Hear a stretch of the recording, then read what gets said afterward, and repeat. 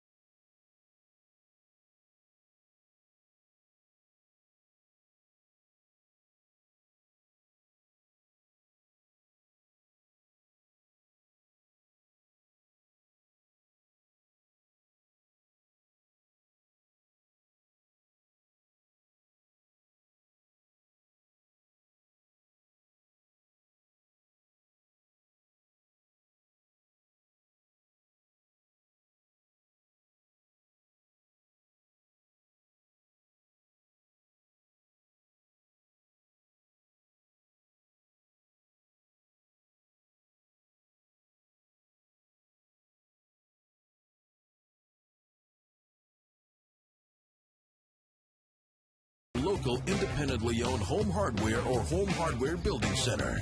Homeowners helping homeowners. Beautiful night here in Rogers Center. The Yankees are in town. They lost a tough one last night, 3-2, but their spirits are never dampened, especially when Nick Swisher gets involved to get everybody ready for this game. He has got a unique handshake with every one of his teammates, not just the players.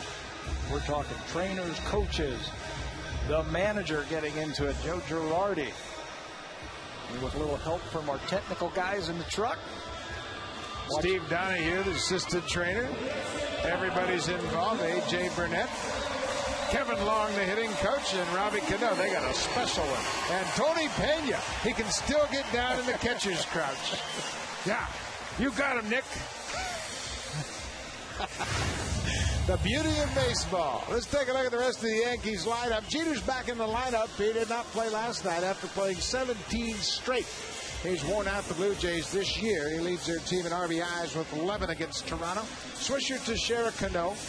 Marcus Timms is the DH against the left-hander. Posada, Kearns, Granderson, and Eduardo Nunez at third base tonight. Last night he played shortstop. They are set to take on Mark Zepchinski, the Blue Jays left-hander. And the Yankees have really punished lefties over the last 19 games. They are 14-5 versus left-handed starters. Mark Zepchinski makes his 5th start of the season for the Blue Jays. Struggled with his command last time out as he walked 5 batters in just 4 1/3 innings. That led to 3 runs Wednesday as the Jays lost to the Oakland A's 5-4. Zepchinski has made 2 starts versus the Yankees in his career, both of those last season, picking up a loss and a no decision. Last time out, his fastball was just running all over the place. He didn't have real good command. In fact, he had no command whatsoever. Had 5 walks in 4 1/3, as Pat mentioned. So he'll look to throw a few more strikes here tonight to try to use the defense behind him. Blue Jays, a couple of subtle changes in the outfield tonight.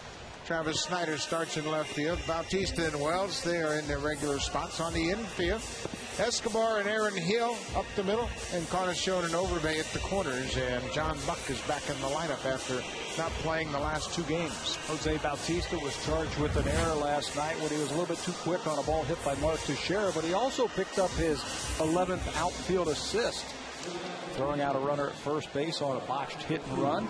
Still second in the American League, though. Shin Chi Chu of Cleveland leads the American League in outfield assists with 12.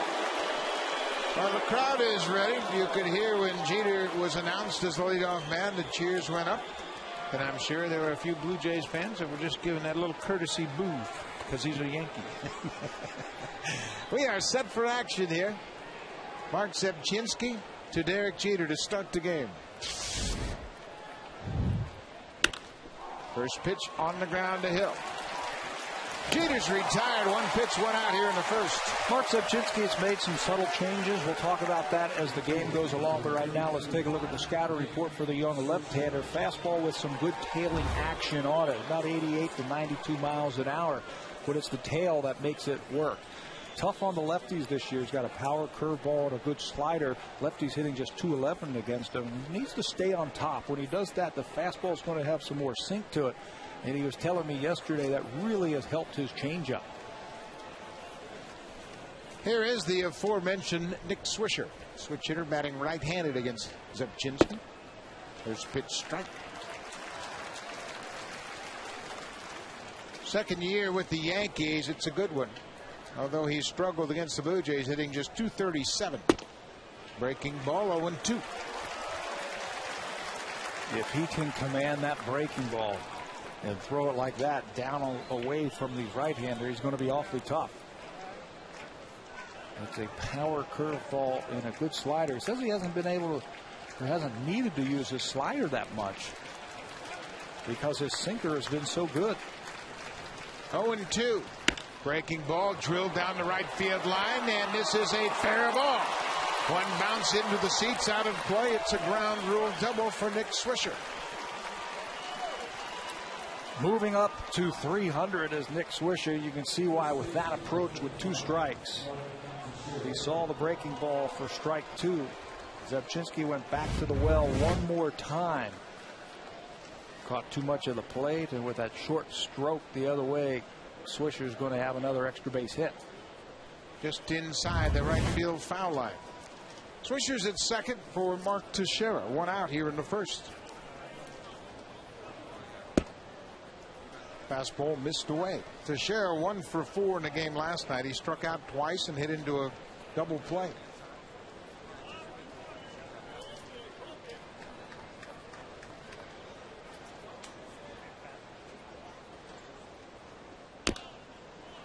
I think that's the key to getting Teixeira out. throwing enough off-speed pitches to mess up his timing. He just hammers hard throwers. Down, down and in, up, doesn't matter. Blue Jays really handled him earlier this year in an extra inning game, where they really started throwing off-speed pitches. I believe he struck out 5 times in that game. A ball and a strike. Bounced up the middle, through there. Here comes Swisher around third. He'll score. The Yankees lead 1-0. Mark Teixeira picks up the RBI. He has 90 on the season.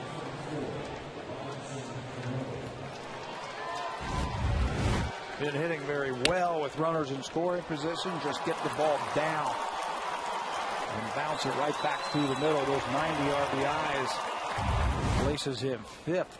Breaks a tie with Josh Hamilton. Only Cabrera, Rodriguez, Bautista, and Vladimir Guerrero have more. Yankees took a 1-0 lead in last night's game in the first inning.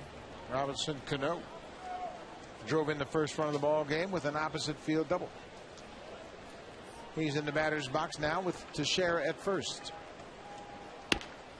Grounded to second. Hill comes and gets it. Throws to first for the out. Return throw to second. In time. Good play by Aaron Hill. He chased Teixeira back toward first, then got the hitter at first. Overbay made a strong throw to second. The whole key to this play was Aaron Hill getting into the baseline, attacking that ball. Yankees are gone, not before they score a run.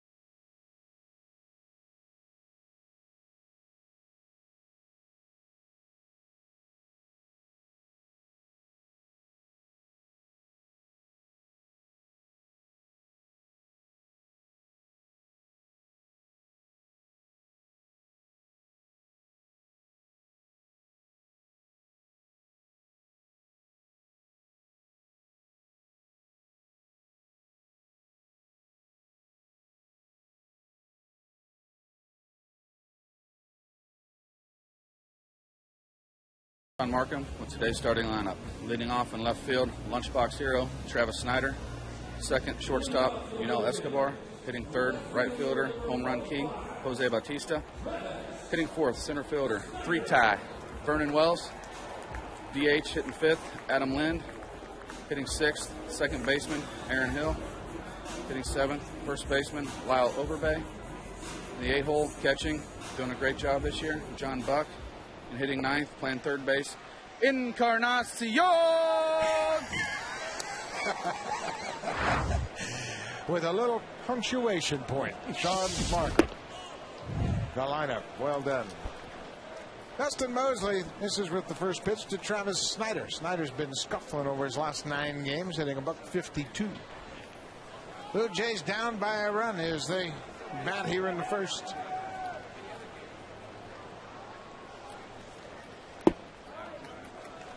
Can't stop laughing. I heard him do that this afternoon, and that was awesome. Dustin Mosley on the mound. You can see his record 3-2. This is his 6th start and 10th appearance of the season. Well, a lot of late movement on that fastball. Off the plate inside. The movement catches the inside corner. This is just his 29th career start. 3rd, though, against the Blue Jays. Broken bat grounder to second. Cano has it. Snyder's retired. So who is Dustin Mosley? is 28 years old. Scatter report on Mosley. His fastball has some life. 2 and a 4 with some lively movement. We've seen that already with Travis Snyder. He's got a sharp curveball also. Blue Jays have to make him throw it for strikes. And he uses it for a strikeout. He has to hit his spots. Not really overpowering. Really needs him to work on the corners and change speeds because he doesn't blow the ball by you. Driven to the gap in right center. Granderson on the run, makes the catch. 2 down.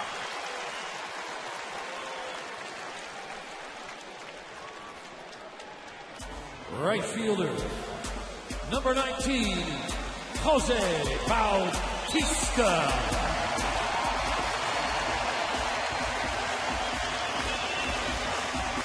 Two homers in last night's game. He drove in all 3 Blue Jays runs. 40 home runs for the season, 25 hit here at Rogers Center.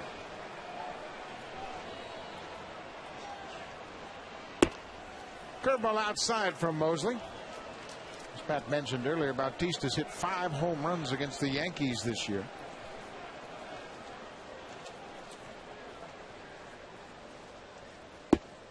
Takes another breaking ball. We talked about Bautista's approach and how it served him so well this year. That approach has been look for fastballs until you get 2 strikes. And when you do that, be able to get the barrel of the bat through and to the ball.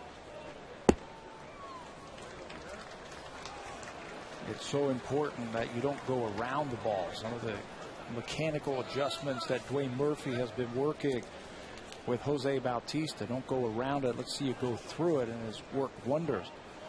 Another thing, when you do that, when you stay behind the ball and your hands go through with the baseball bat, you create backspin. And that's why Jose Bautista's home runs have been those line drive varieties. Last minute movement brings that ball on the outside corner. The only way he is going to get a ball on the inner half is if they make a mistake, like Robertson did last night in the 8th inning. They are staying away from his power. It's like an off-speed pitch. Bautista out in front. Mosley has a good first inning. Strikeout to end the inning. 3 up, 3 down. The Yankees lead it 1-0.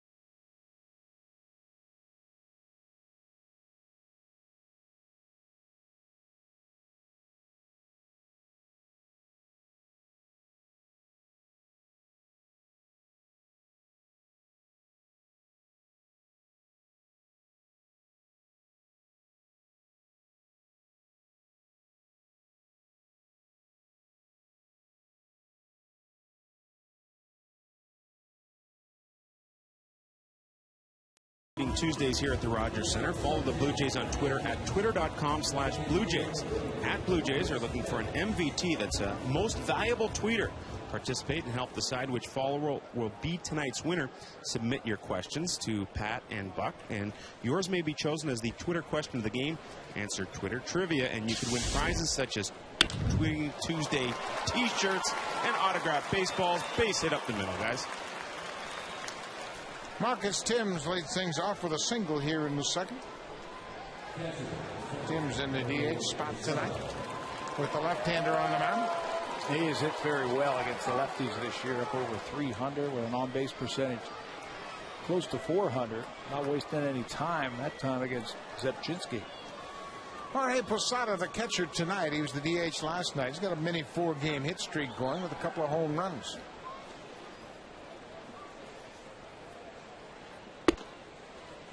Zebczynski right back in there with a fastball.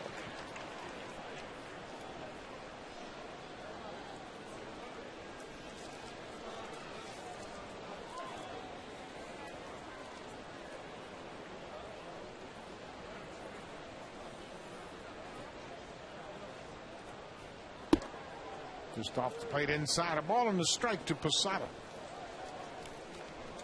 In his last start, Zebczynski really had trouble with his fastball. It just wouldn't stay on the plate. A lot of dramatic movement, which is good. But he's got to figure out a way to get that ball on the plate. Yeah, that's what he was saying, that the ball was just firing all over the place. It might have something to do with the mechanical change that he made, getting the ball out of his glove just a little bit sooner. Felt that his sinker, which is probably his best pitch, a good sinker, was going side to side. Now he feels like by getting the ball out of the glove sooner, getting the hand on top, it's going down in a way as opposed from right to left. It's a change up there. Posada way out in front. If you command a good sinking fastball, you can pitch with fastball changeup. You don't need to throw many breaking balls. And you can control contact, keep the ball on the infield. You know, as long as that fastball with sink is sinking off the hitting plane. Missed inside. Not a bad idea in there. And Mark was saying that he felt that his sinker was staying on the hitting plane way too long. He was getting movement on it. It just wasn't getting off the hitting plane. Full count. Tim's at first. There goes the runner. Just foul outside of first.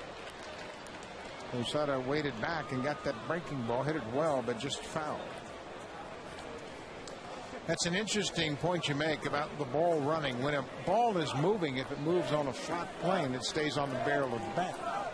Hitters can see it a little bit longer. They can stay on it, and their swing is perfect for it. But if you get it moving away and down, that's when you're going to get a lot of the ground ball out, something that Zebczynski does a good job of when it's moving. Tim's not running. Fly ball right field. Bautista got a late break. It's over his head. Marcus Tim's around second. He's headed for third. Bautista recovered quickly. They almost had a play on Tim's at third. But I don't think Bautista saw that ball initially off the bat. Yeah, he actually broke in on that ball to him. Posada hit it harder than Bautista thought. He took a couple of steps in and then said, uh-oh, this one is over my head. Now he gets back to it quickly, plays it off the wall and gets it in. And you're right, he had a shot at Timms, who had to hold up, wasn't really sure if this ball was going to be caught by Bautista. But once he sees him turn his back and head to the wall, he'll make it all the way to third base. Fourth hit already for the Yankees. First and third, nobody out. Austin Kearns. Kearns has hit .341 with the Yankees.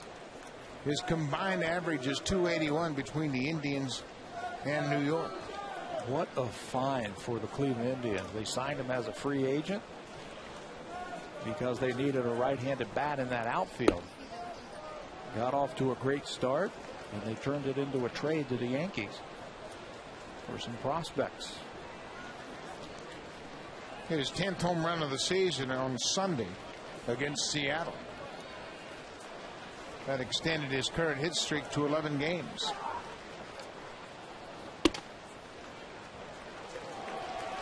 Fastball right top of the strike zone.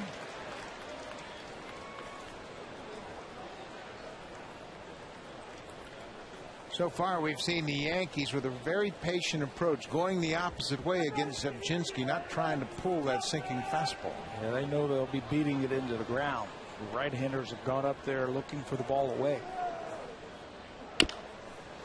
That ball is chopped. He's got a chance at home. Here's the throw to Buck. Out!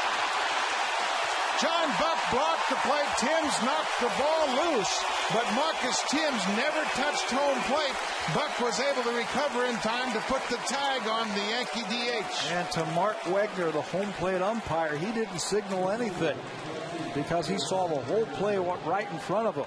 Heads up play by Zebchinski. His only play was right here at the plate.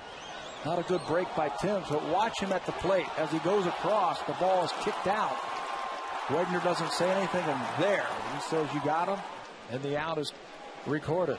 Good play by Zebchinski. Timms does what he's supposed to do, but when he bowled over the catcher, he didn't make contact with home plate. Buck made a good play, Timms made a good play, and a heads-up play by the umpire. One out, first and second. We told you you're going to have fireworks again tonight. A little bit of everything when these two ball clubs hook up.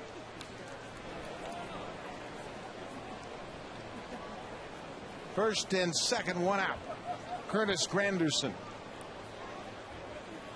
Breaking ball for a strike, 1-1. Make a pitch here against a guy who has had trouble versus the left-handers in his career. 227 against lefties this season.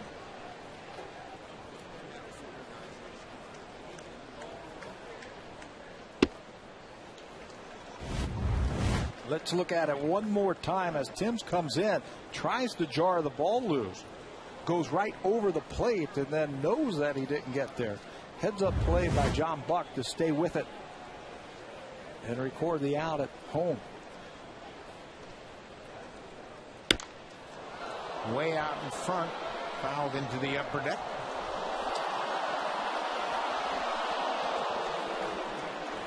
John Buck never really had control of that baseball. He was scrambling to get his bare hand on it.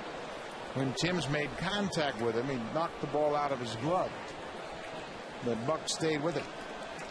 2 balls, 2 strikes. 1 out.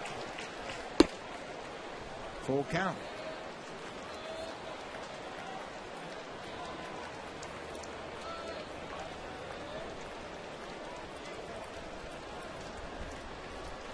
Posada is at second. He hit the ball that went over Bautista's head, and then Austin Kearns hit into a fielder's choice.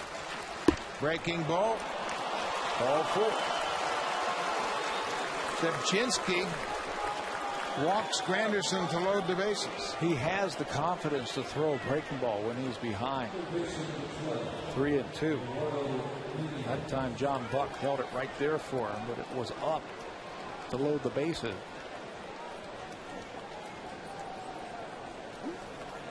So now the rookie Eduardo Nunez playing at third base tonight. Nunez was the shortstop last night. He was 0 for 4. Bases loaded. 1 out. And this is the situation where you don't want to get the Yankees hitting with the bases loaded. The Yankees are hitting over 400 as a team this year with 10 grand slams. 162 RBIs, obviously leading the major leagues in each of those categories. No balls and a strike. Zebchinski has been flirting with danger up in the zone. Last couple of hitters he's been up. Even the breaking ball they walked Granderson on was in a dangerous spot. Got to get on top of the ball just a little bit more to create that downward movement. See how he's coming around it? His hand is on the side of the ball when he throws those breaking balls instead of on top of it. He throws from the 3/4 arm slot, but you still have to get on top of it and drive the ball down. Your hand has to stay on top of the baseball, even from that 3/4 delivery. 2 balls and a strike. Bounced on the ground. Could be 2. Hill to second for 1. Back to first. Not in time. Nunez with good speed beats out the relay. Posada comes in to score. The Yankees lead it 2-0. He hit that ball hard enough to turn it, and with a great arm from Escobar, you would think that it would be 2, but Nunez, give him credit. He was busting it down the line, showing good arm And now some good speed. This is tailor-made, but he will have none of that as he gets down the line and beats the throw from Escobar as the run scores from third base. Watch Nunez come out of that box, and he's thinking RBI. He is really moving. Pretty impressive. Good job by the rookie. Picks up an RBI. First and third, 2 outs now. Derek Jeter takes the ball down. And the Yankees taking advantage of the bases loaded. Pick up their second run.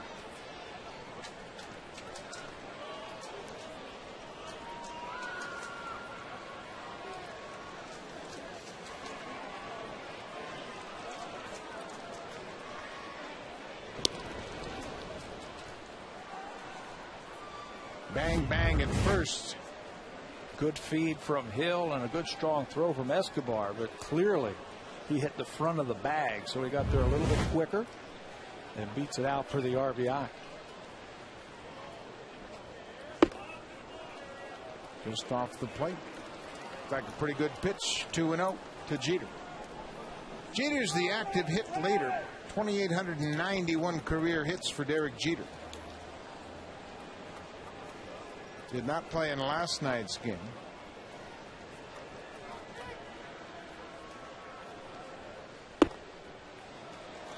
.3-0. He just surpassed Mel Ott for sole possession, 38th place on the all-time list. Next up, Al Simmons at 29-28. Nothing but Hall of Famers in that neighborhood. 3-0 pitch, like down in the middle. 3-1, 2 outs. Yankees have scored here in the second. Single run in the first, single run in the second. First and third, 2 outs.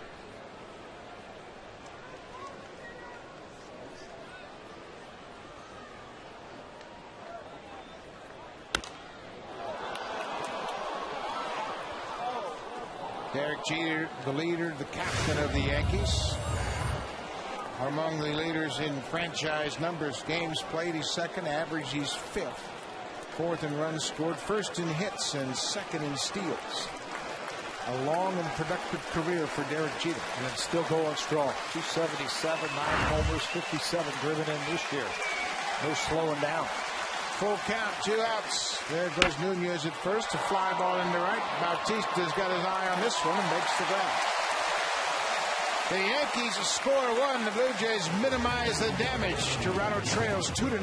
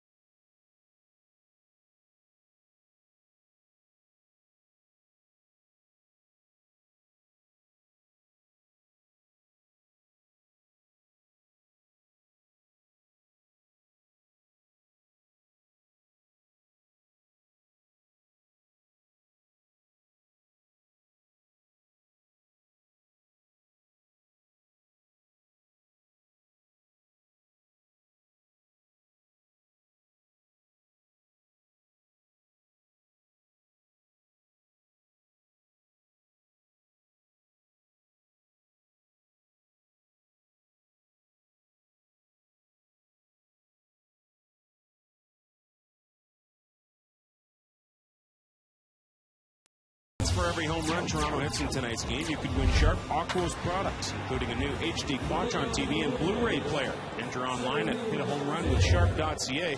Sharp Aquos with Quadron technology. You have to see it to see it. Blue Jays trail 2-0 as Vernon Wells steps in to start the second inning. Dustin Mosley had a 1-2-3 first inning.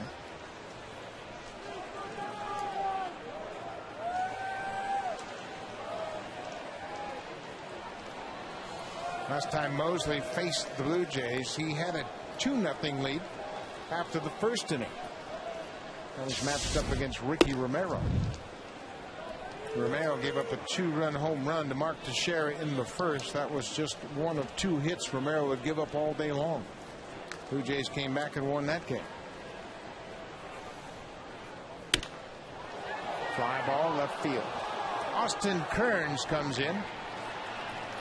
Makes the catch. Wells is retired.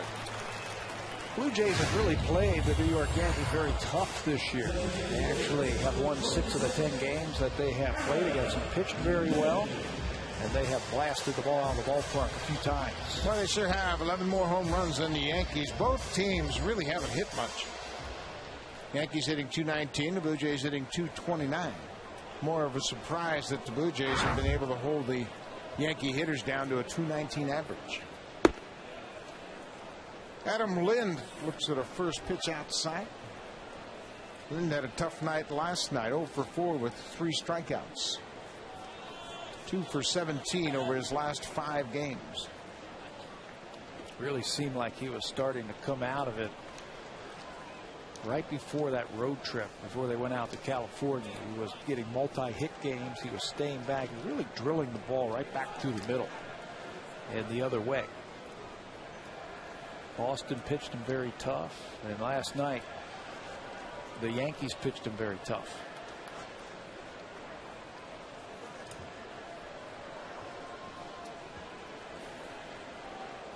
Two balls, no strikes to Lind.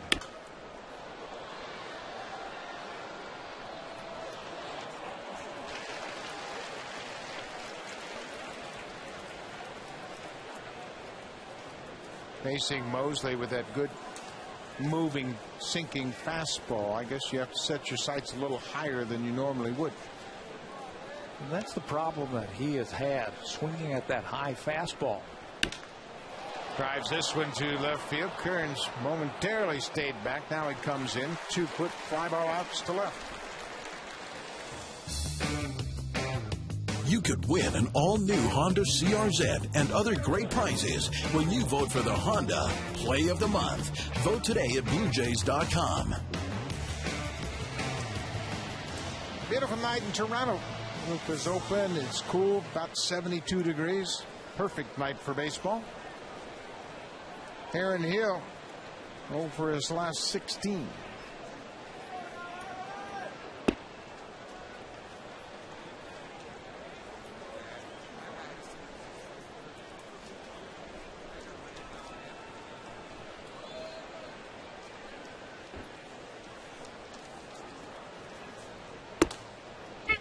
At the top of the strike zone, a ball and a strike. Told you that Dustin Mosley has a good curveball, and I think he crossed up to his catcher, Jorge Posada, saying that's my bad. Move a good curveball. Upstairs. 2 balls and a strike. Mosley and the Yankees out in front 2-0. They've scored a single run in each of their first 2 at bats.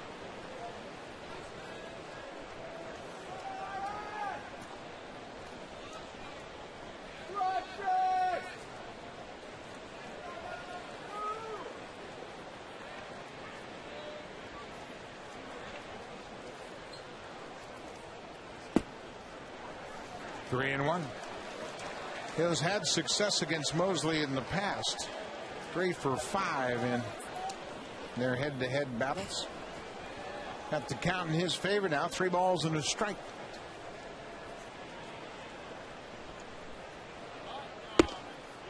Good pitch right on the outside corner. I think it's getting around that you don't throw fastballs to the inside part of the plate to some of these Blue Jay hitters. A lot of them. The Yankees are staying away from Hill and Wells, Bautista, Overbay, a little bit of everything. Breaking ball pulled foul down the left field line. best way to take power away from a player, throw him away. Make him reach for the ball. It's the farthest away from a hitter, and they have to reach and extend. Everything has to be perfect to hit it. 3-2. Bounced. Second base. Cano's right there for it. Mosley has another quick hitter. 3 up, 3 down. He's retired 6 straight. We've played 2-0 Yankees.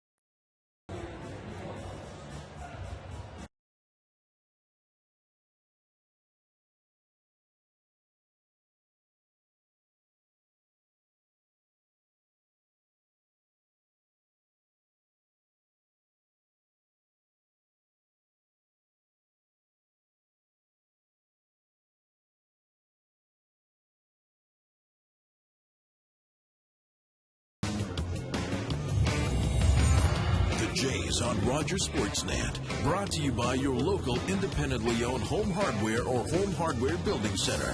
Homeowners helping homeowners.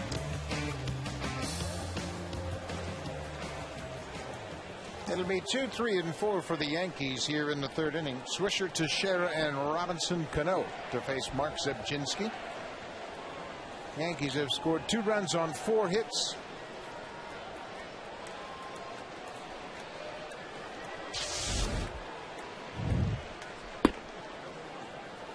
Be interesting to watch Zebczynski, where he works for the Yankees this time through the order. Last time he was up. Needs to be down in the zone to be more effective. Got to figure out how to get that ball down. There's a good pitch right there. We were talking at the start of this game about the minor adjustments that he has been making with his windup, getting the ball out a little bit sooner. Mel Queen also told him, who's played a big part for the Blue Jays in their history working with the pitchers, said, hey, he asked him a very simple question. Do you want to pitch in the big leagues? And Mark Zebczynski said yes. He says, then you need to throw your sinker more. And I think he's got a good one when he stays on top. It's pretty decent. Need to throw more strikes for sure. Put the pressure on the hitters. Hitting is tough, especially when you pitch ahead. 2 balls, 2 strikes to Swisher. Good off-speed pitch down in the zone. All Swisher could do is get a piece of it. When you talk about Mel Queen, he's an interesting mentor to these young pitchers in that he was an outfielder. Came up as an outfielder, couldn't hit, had such a great arm, he made the conversion. So he understands the challenges hitters have to put the ball in play. And if you make your pitch, I don't care how hard you throw or what, if you make your pitch, you can get hitters out. 2-2. Breaking ball gets Swisher. Zebczynski gets his first strikeout of the night. Came back with that breaking ball, was up just a little bit, but he took enough of it off. Threw up the timing of Nick Swisher. Goes down swinging. One out here in the third. Mark Teixeira had an RBI single his first time up. Breaking ball for a strike. 90 RBI. Remarkably consistent. That's what Teixeira is. Off-speed pitch foul. Along with 92 runs scored. April and into May, everybody was saying, hey, what's up with Mark Teixeira? A notorious slow starter. But he now joins his teammate Robinson Cano. They form a dynamic duo. All right, when you look at Cano, Teixeira, and then couple him with Swisher, runs scored and runs driven in. Quite a trio. Another off-speed pitch.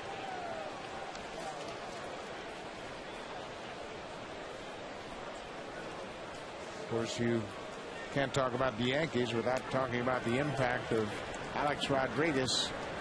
Unfortunately for the Yankees right now, Cano's hitting in the 4th spot because Rodriguez is on the disabled list. Just off the plate, 2-2. Teixeira and Cano together, the only teammates in the major leagues with 85 RBIs and 85 runs scored. That is some production in the middle of your lineup. Change up. Teixeira wouldn't chase. When you think about it, how do you measure a ball player? You measure him by how many he knocks in and how many he scores. That's the best measurement of how productive a hitter is. Long drive left field. You can forget about this one. Mark Teixeira off the 3rd deck. His 28th of the season. That's just raw power. He supplied all the power in that swing from the right side.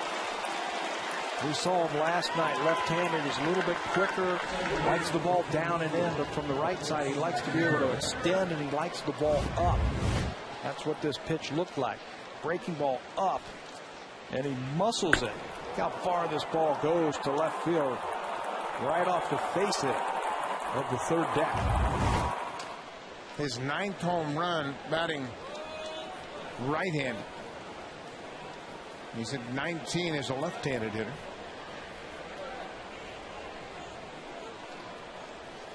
Robinson Cano. One out here in the 3rd inning. Yankees have scored a single run in each of the first 3 innings.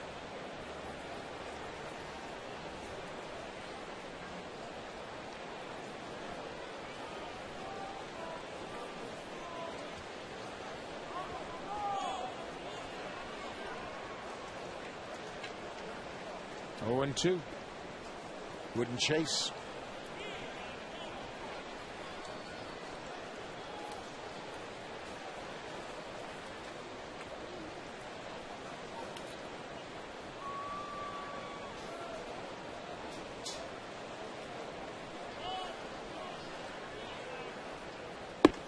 Just off the inside corner, 2-2.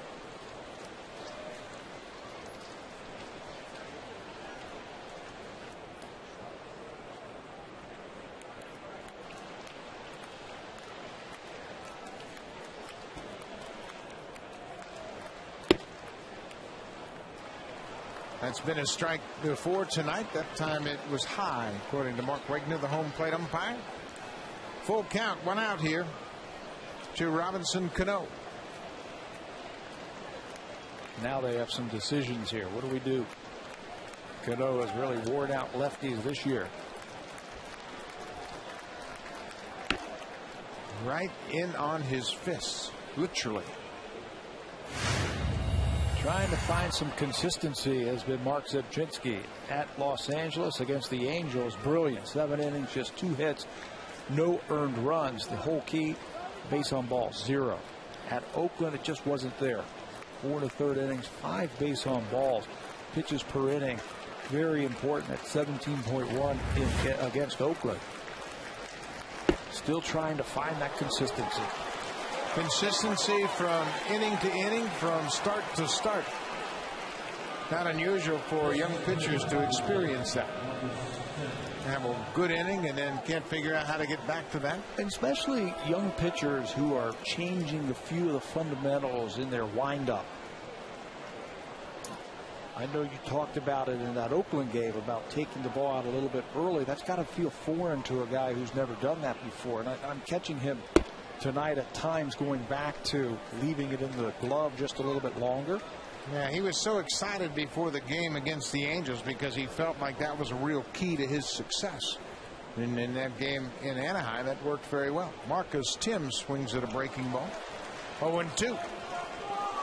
But it's right. Yeah, I mean, just think about it from a hitter's perspective. If you went up there every day, stepped in the batter's box thinking, okay, are my hands in the right spot now? Am I ready? Is my bat pointing in the right angle? Can't do it. You can't do it. Can't do it. Game is way too hard. It's got to be able to come second nature. You've got to have some time to work on it so it feels right. Long drive left field. Marcus Timms. Home run. 2-run home run. Marcus Timms. His 5th of the season. Told you he's been wearing out lefties this year. A .316 batting average. And an on-base percentage of about .400. But the power that Timms has been against right-handed pitchers. That's just his 2nd home run versus a left-hander. It's a breaking ball down and in. Speeds the bat up of Timms, and that ball is on the line and out very quickly. Just drops the head on it and hits it over the wall in left. 2nd home run of the inning for the Yankees.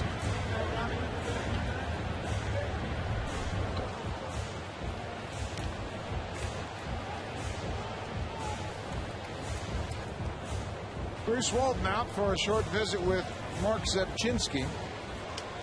Ryan Talent loosening up. Yankees out in front 5-0. They have won their last 4 games against the left-handed starter, and they've really pounded them over the last 19, winning 4 of them.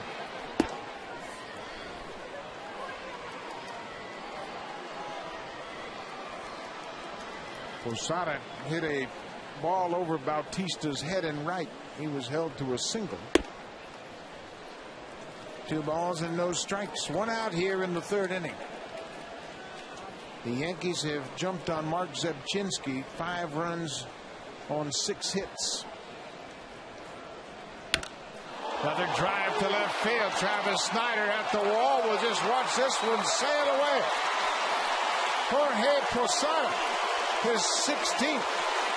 3rd of the inning for New York.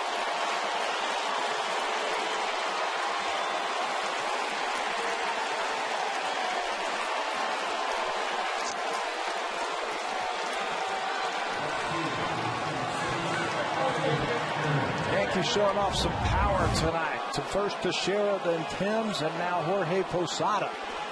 No stride. That's all hands for Posada as he launches it over the bullpen in left field. Austin Kearns grounds to second base. Hill throws him out.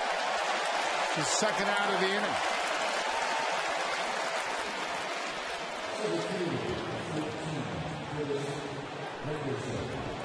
Back-to-back home runs now for the Yankees for the 6th time this season.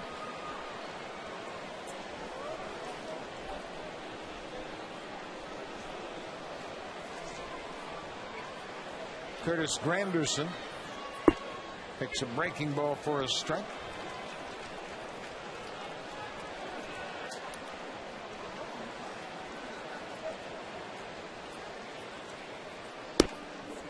A ball and a strike.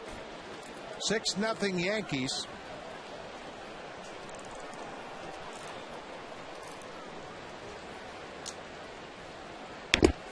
Breaking ball fouled off.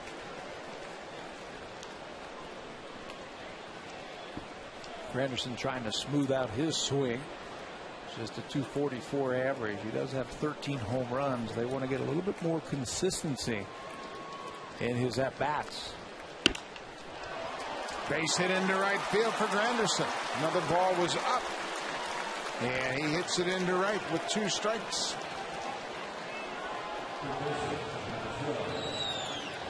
Nothing you can do if you're the manager. He knows that Mark Zebchinski's got to get that ball down.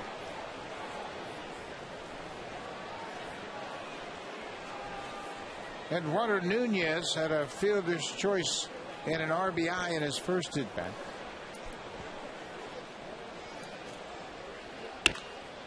Bounces to the shortstop, who steps on the bag, and the inning has come to an end. But the Yankees score 4 runs. They hit 3 home runs in the inning. Teixeira, Timms, and Posada.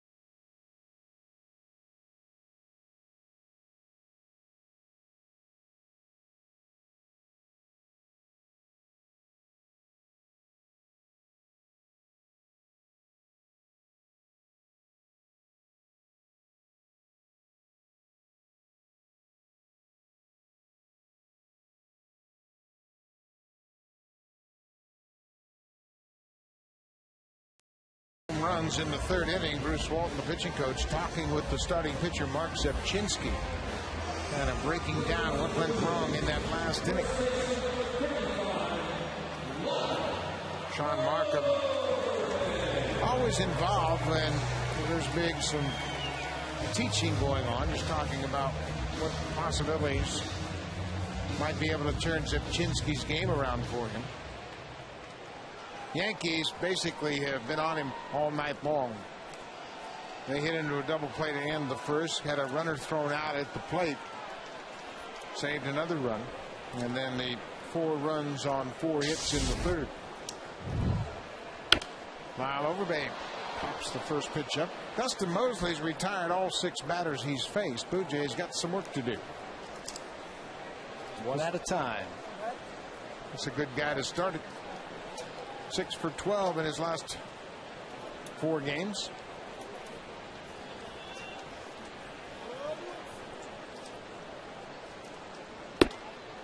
Off the plate. Good veteran ball clubs. When you find yourself behind, just take it one at a time here. You don't try and hit a 6-run home run to get into it right away. Get a couple of base runners on. Look for a big base hit. Bounce to short. 3rd baseman cuts in front of Jeter. Nunez throws out Overbay. Let's check in with Sam Cosentino. Buck, we have our first BlackBerry Tweeting Tuesday question of the game. This one goes to Pat. It's from @EricK73, and he asks, "Hey Pat, what is it about this year's team and power? How are the Blue Jays able to hit so many home runs?" You know, we've talked about that a few times this year. And how can they do this? Well, they've got good talent. They've got guys, and Cito Gaston has said this from the beginning of spring training. My team is built around power. I have 6 guys that I think can hit 20 to 25 home runs. He might be a little low on that one after what we have seen. But I think the influence of Dwayne Murphy also, maybe noticing a few things here and there in guys' swings and that they can work on it. He's all about freeing up those arms and getting the bat hit on a good swing play. John Buck lays off a cut fastball. It's 2-0.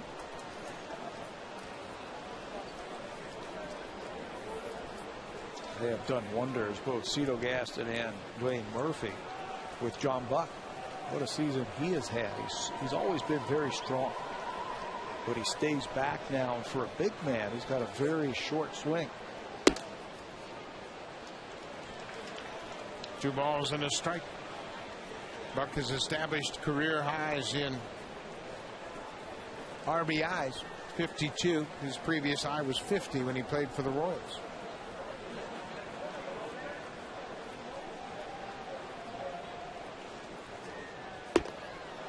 Went after a cut fastball down and away.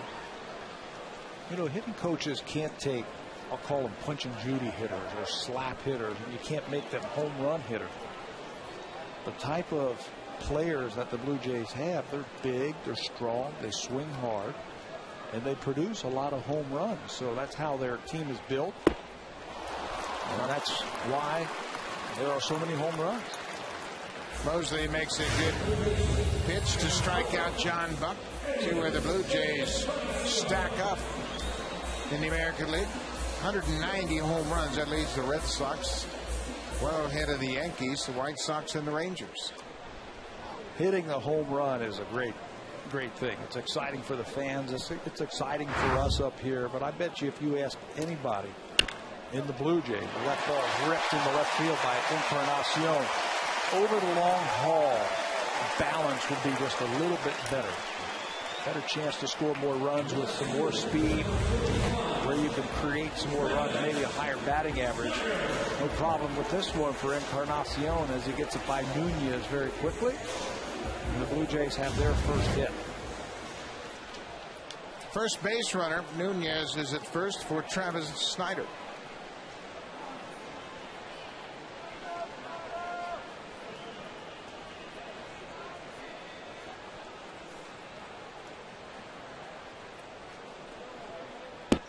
Second time through the order. Let's see if the Blue Jays can solve Dustin Mosley a little more effectively.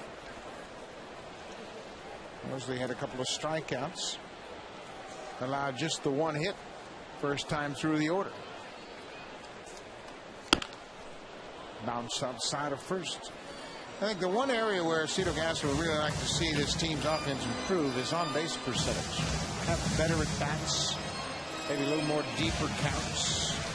Have a better idea and stick to the idea more consistently. Don't give away at bats. The Blue Jays 13th in the American League in on base percentage.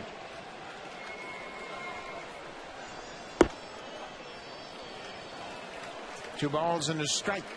And that does not mean to go up there and walk, but go up there with an idea. You want to get a fastball that you can drive out of the park, and until you do, you don't swing.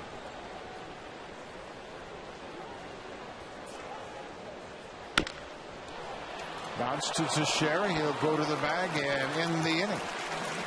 Blue Jays finally break through. They get a hit against Dustin Mosley, but nothing else. It'll be Brian Talent when we return.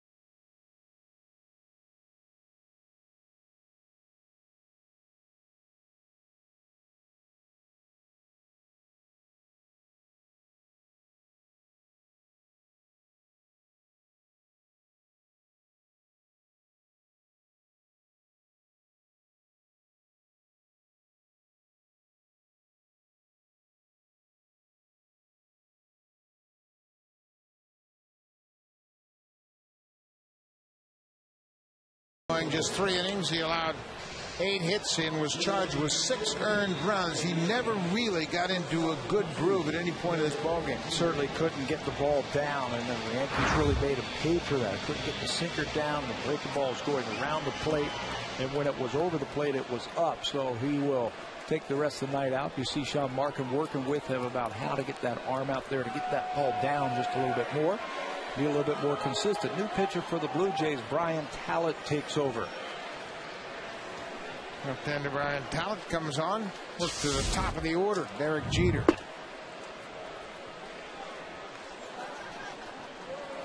Talent has made 5 starts for the Blue Jays this year, to go along with 18 relief appearances, 2-5, 5.76 earned run average.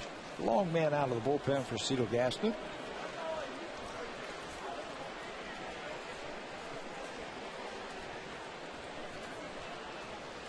Two balls and no strikes to Jeter.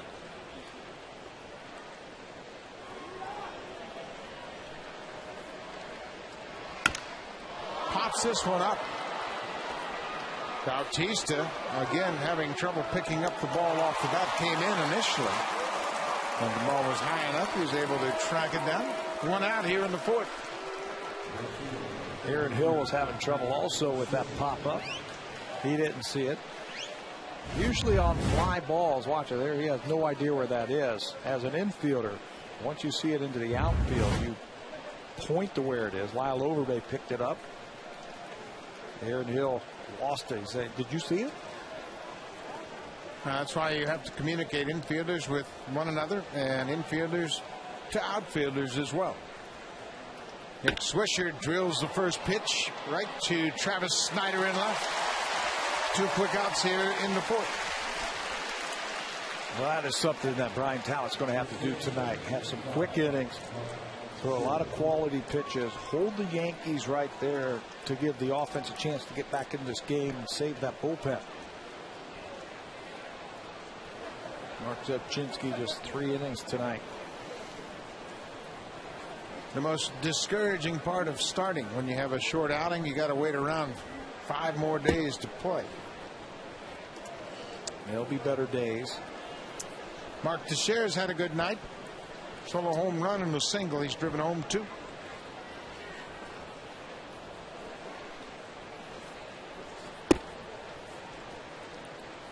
Brian Talent needs to put up some zeros and give the Blue Jays hitters a chance to get back in this game.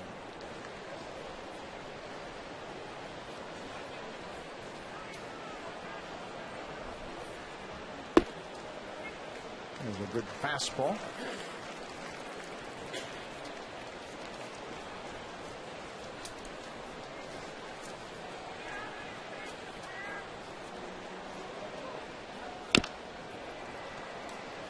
But that off-speed pitch, you get it down and away from Teixeira, and he's going to have trouble putting it in play. But, boy, when he gets his pitch, he's going to square it up. And if he sees it, earlier this year, the last time the Yankees were here, the Blue Jays threw him lots and lots of changeups, kept throwing it slower and slower, and he had trouble swinging at it. 2-2 pitch on the ground into left field. Encarnacion dove to his left, but it was under his glove. Teixeira's 3 for 3. Now I think Mark Teixeira has a better idea what the Blue Jays are trying to do to him. He looks very comfortable tonight. Stays back, stays on that back leg long enough, and rips that off-speed pitch right by Encarnacion. Look how deep he's playing. But still has enough juice to get it by him. Robinson Cano walked and scored in the 3rd.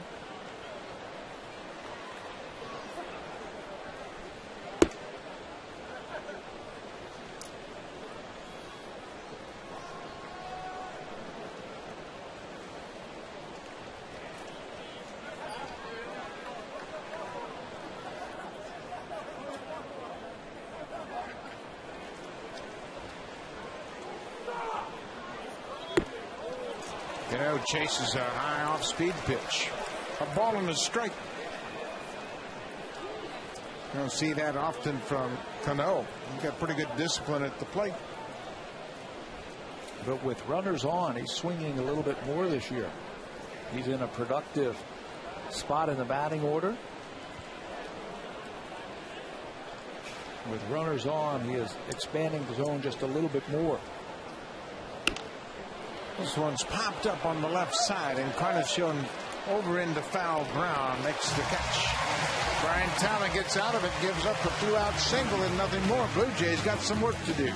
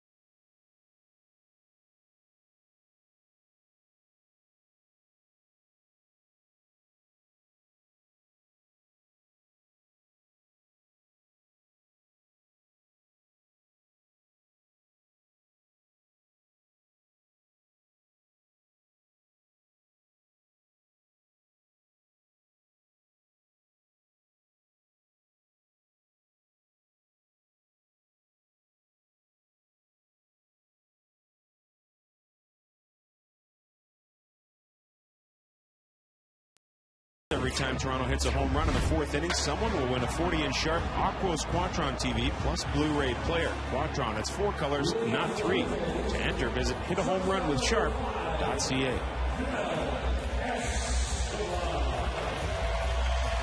Blue Jays trail by 6 as they're set to bat here in the 4th inning. Junel Escobar. Blue Jays have managed just 1 hit against Dustin Mosley. But for the first time tonight, they've kept the Yankees off the scoreboard.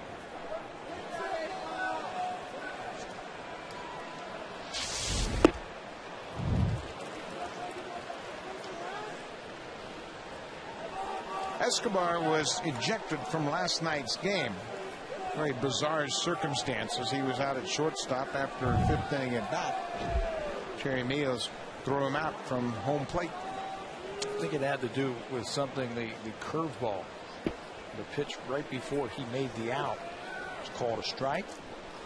Might have said something and then continued the conversation when he was out there. Jerry Meals, the third base umpire tonight, ejected Escobar, and after that, Cito Gaston came out to find out what the deal was, and he too was ejected. Ball and a strike to Escobar. Off the plate. You make a great point, Pat, about Mosley. You've got to be patient against him and just try to get some guys on base. A couple runs here, a couple runs there. With the ability to hit the ball out of the ballpark, you're never out of any game, I think.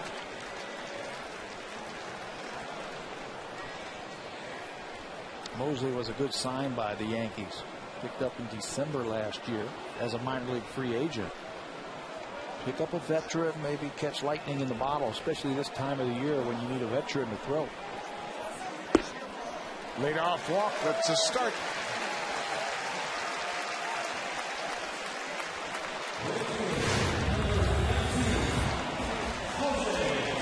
If you put together his last 162 games, Jose Bautista, the games that he played in September and the games that he's played this year, he is out-homering everybody. He's going to have to go to a higher league because Jose Bautista has hit 50 home runs. More than Howard and Pujols and Cabrera. And it's just a slight change in his batting approach that Dwayne Murphy noticed last year about this time of the year, where he felt that he was going around the ball instead of taking the barrel of the bat straight to the ball. Bouncing ball past Cano into the outfield. Escobar goes around second. He's headed to third. Cano was shaded up the middle, couldn't get back to his left to make a play on it. Bautista has a hit. First and third, nobody out. You know, he doesn't just drive balls over the wall. He hits the ball hard all over the place. Cano was really shading him up the middle. And it's just out of his reach. Second hit for the Blue Jays this year, or this game. And Jose Bautista this year has just been hammering the Yankee pitching. 378 against the Yankees is 258 against the rest of baseball. Vernon Wells now with a chance to get the Jays back in it. Fastball down. Second time through the order, Blue Jays have a little better feel for the velocity, the movement, the release point of Dustin Mosley. Let's see if they can't do something with it. The idea of what he's trying to do to him. Staying away is what I see. He's been staying away from these Blue Jay hitters, and that's what is impressive with Bautista. He knew that he was staying away from him, and he just banged the ball into right field. You can't get back into a game when you trail by 6 until you get some base runners.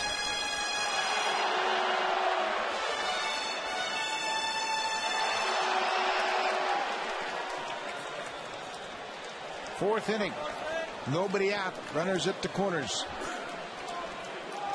Wells with the count in his favor.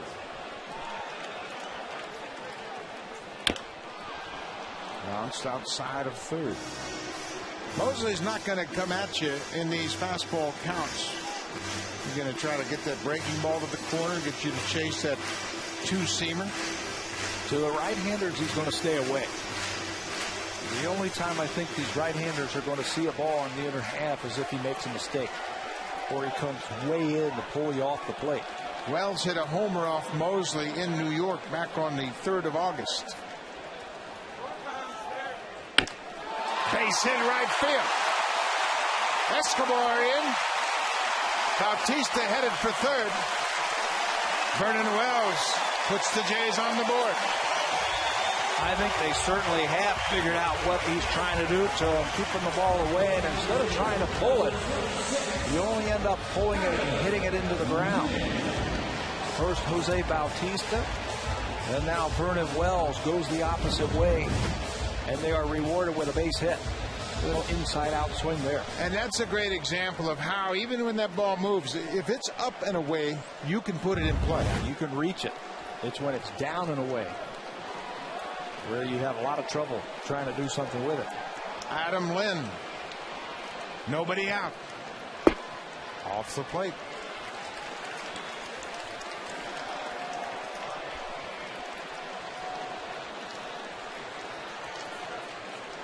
Bautista at third. Wells at first.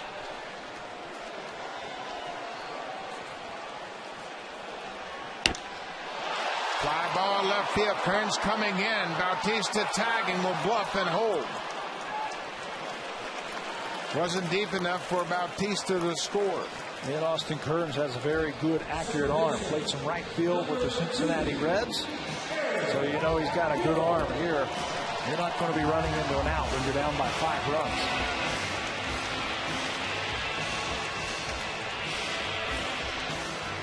Aaron Hill grounded out to second.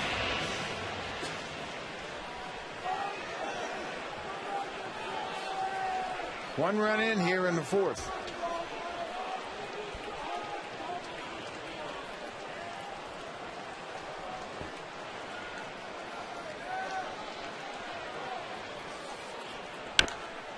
Popped it up on the infield.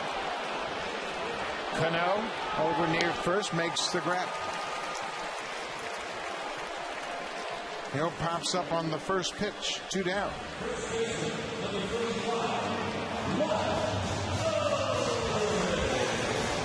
Well, Lyle Overbay will have to come through with a 2-out hit to keep the inning alive. Bautista singled. Wells singled and drove in a run.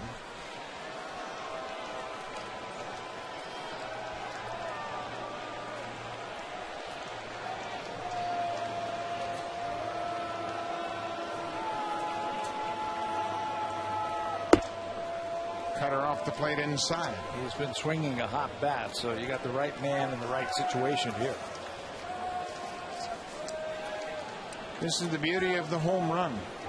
One swing of the bat, you're right back in the game.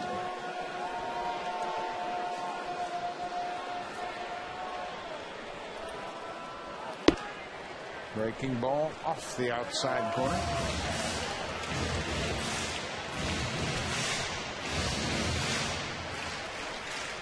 Overbay is 0 for 6 against Mosley. I think he's due. Right here. See if he keeps that pitch away from him. Grounded to Cano at second. Mosley will get out of it. Minimal damage, just 1 run in. First 3 hitters reach base. Mosley minimizes the impact. Yankees still lead by 5.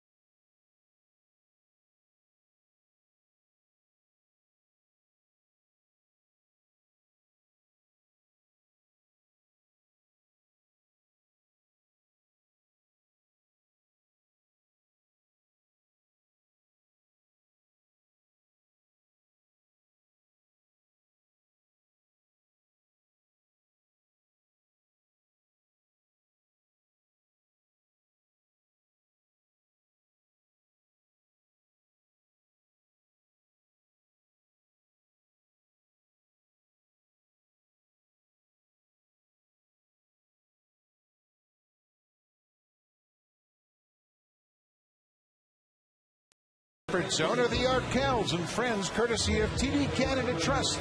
The Arkells are from Hamilton, Ontario, and they won a 2010 Juno Award as the best new group in the country. They will be performing in Vancouver on Friday night, but tonight, before they go out west, they're taking in the Yankees and Blue Jays here at Rogers Center.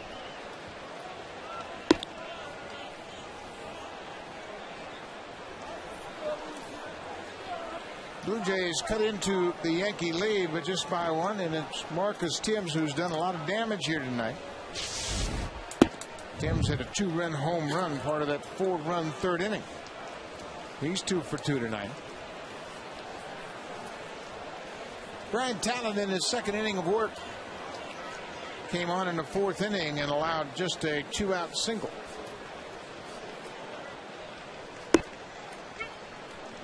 2 balls and a strike.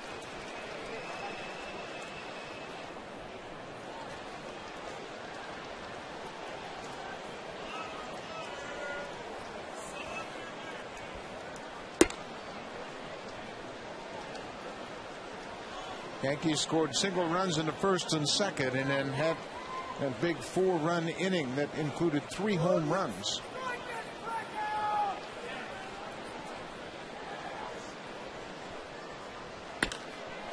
Timms has his 3rd hit of the night. A 1-hopper in front of Travis Snyder in left. He's 3 for 3. Teixeira's 3 for 3, and now Marcus Timms, who's a good pickup by the New York Yankees. They signed him to a minor league contract back in February. Made the team out of spring training, placed on the 25-man roster at the beginning of the season. Missed a few games, 18 of them with a hamstring problem, but since he's been back, he has been wearing out some left-handed pitching. Jorge Posada takes one upstairs. Posada went back-to-back with Timms in the 3rd inning. Solo home run is 16th.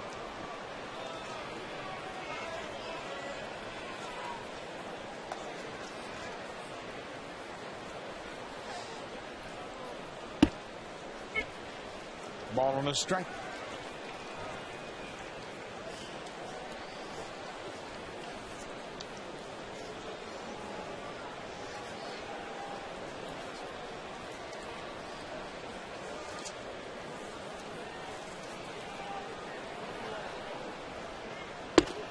Just off the outside corner. Posada and Jeter, of course, part of this core of the team that started with the team in the mid-90s. Both their careers winding down.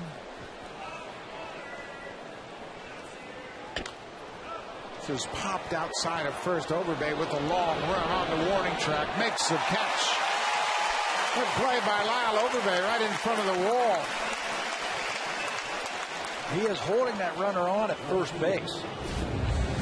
So he pops off the bag, and now he's got to find the ball, and on a dead sprint with his back towards home plate, reaches up. He's the only guy who can make that play. Ball wasn't hit that high by Posada. Nice play by Overbay.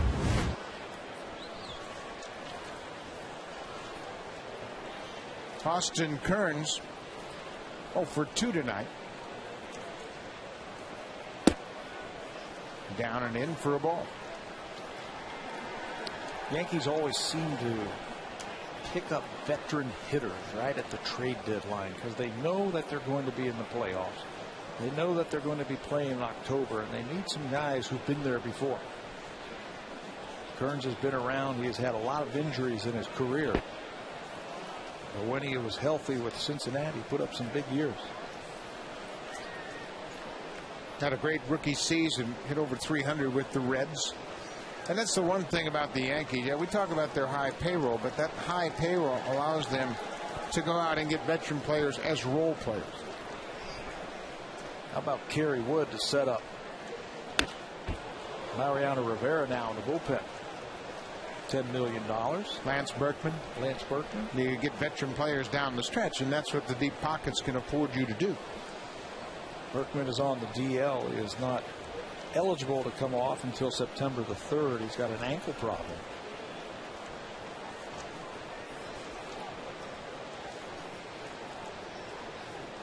2 balls and a strike. Off-speed pitch had Kearns fooled.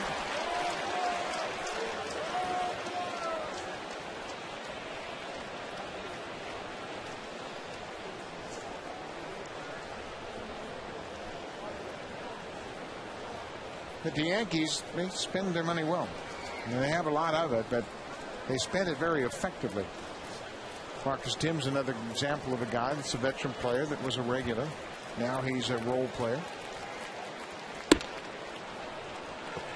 For everybody else in baseball, it's a dangerous combination when you have a lot of money to spend and you've got people making good decisions. And you know how to spend it. Joe Girardi, the skipper, knows he's got his hands full. It's not a slam dunk. They're going to the postseason. Full count, 1 out. He walked him.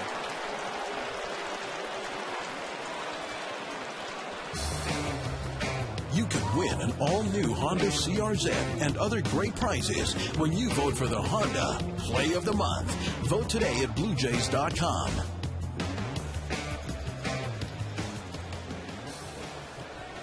First and second, 1 out here in the 5th inning. Yankees up 6-1. Curtis Granderson had a single to right field his last time up. He singled and walked. Long drive right field. This ball is gone. Curtis Granderson, a 3-run home run. His 14th of the season, and the 4th the Yankees have hit here tonight.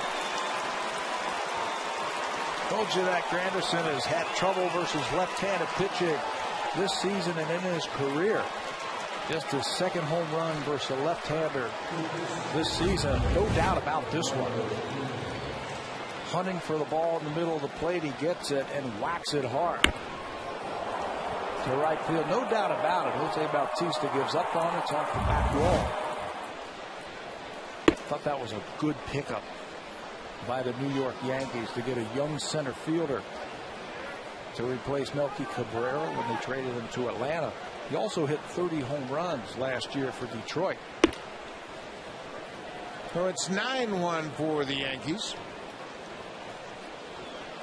Granderson's 14th home run of the season. He now has 41 RBI. Eduardo Nunez 0 for 2 tonight, but he picked up an RBI on a ground out.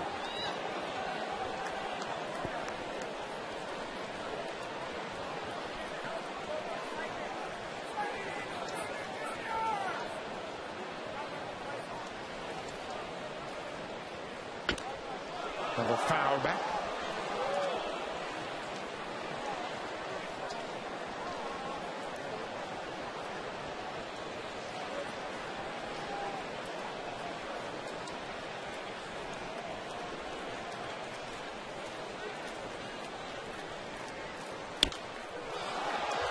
Hopped up back behind home plate. John Buck with the mask off retires Nunez. 2 down here in the 5th. The Yankees in a dead tie with the Tampa Bay Rays at the start of play tonight. Both clubs 77 and 48. Tampa Bay beat the Angels last night. Good news for Tampa Bay. They get Wade Davis and Jeff Neiman back tonight and tomorrow respectively. 2 of their 5 starters healthy again. They've got some depth in that starting rotation, don't they? And if they need to go down to the minor leagues, they go down and get a Jeremy Hellickson. Derek Jeter batting for a 4th time.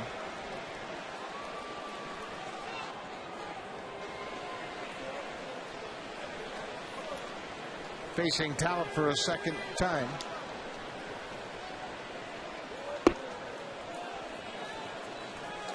Two balls and no strikes. The Boston Red Sox 5.5 games back. Boston now has won 3 in a row.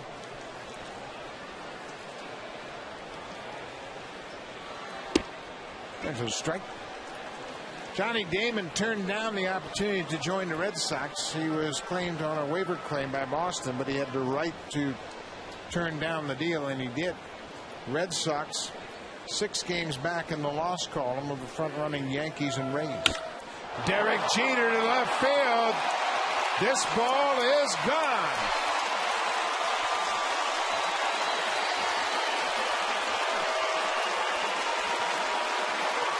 Jeter's 10th of the season.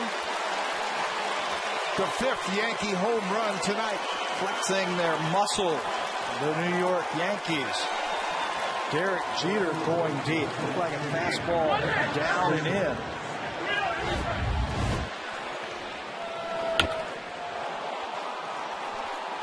No doubt about it. Big swing. He squared up on it. His first hit of the night is a long one. Every year now that he has played in the big leagues, he has had double figures in home runs with his 10th home run there.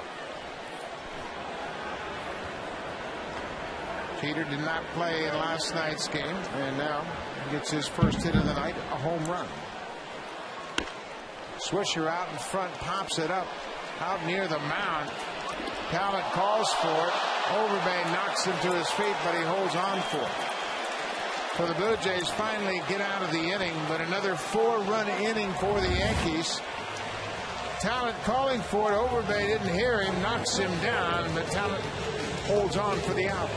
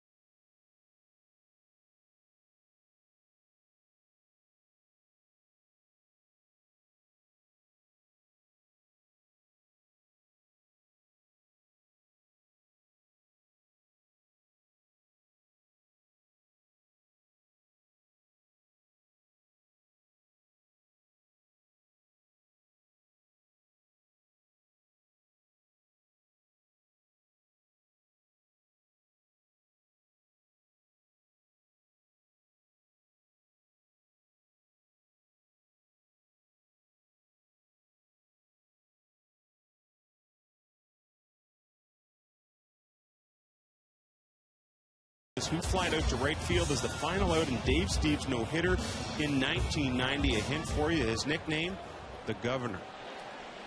We'll be back with our answer later in the game. The Governor. Indeed, a very good nickname and a very appropriate nickname for that Cleveland Indians ball player. John Buck cuts on the first pitch from Dustin Mosley.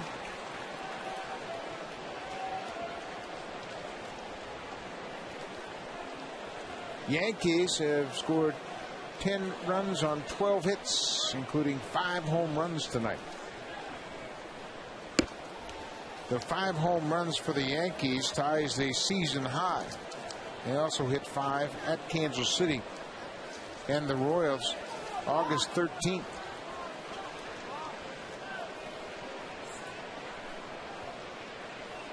Ball on the strike. Off the plate.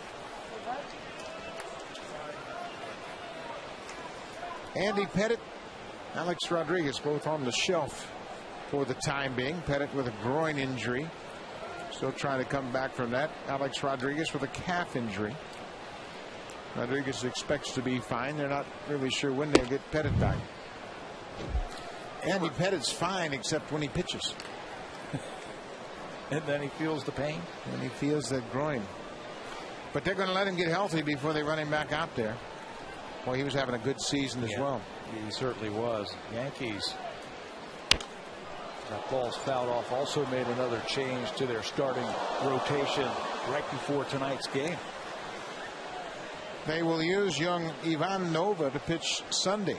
Joe Girardi making the switch. Nova will start Sunday in place of Javier Vasquez. There's Nova. Threw the ball pretty well last night in his first start in the big leagues. Saw plenty last night to get an extra start.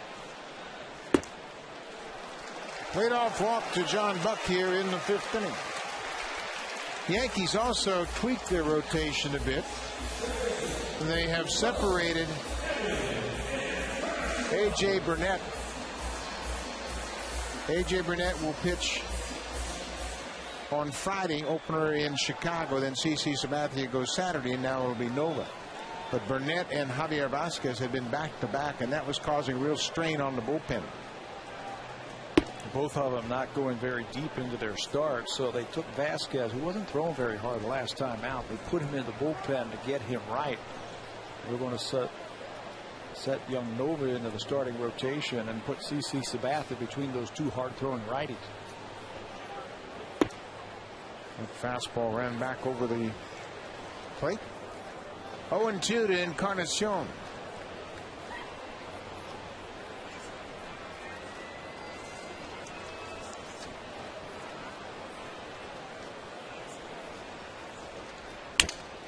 Broken bat, dribbler up the first baseline. Teixeira will go to the bag and retire Encarnacion. Buck moves up to second.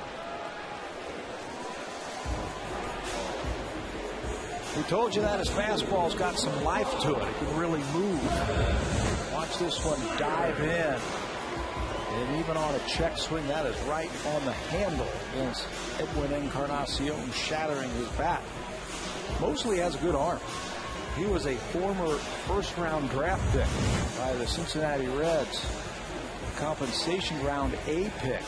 34th overall in the 2000 first-year draft. So the talent is there. He has just harvested. Now pitching for the Yankees. Travis Snyder has grounded out twice.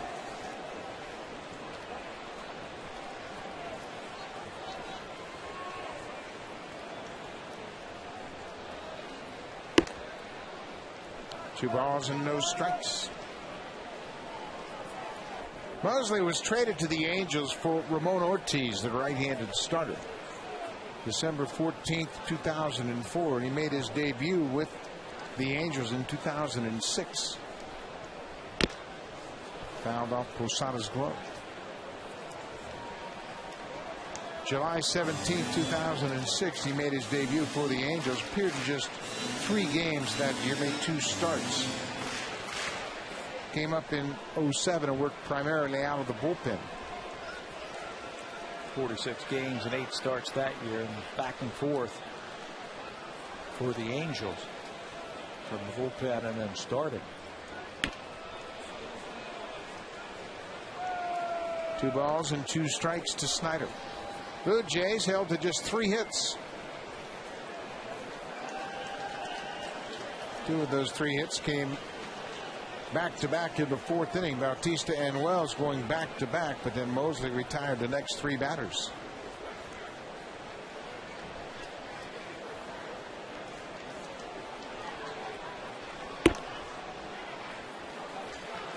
Full count.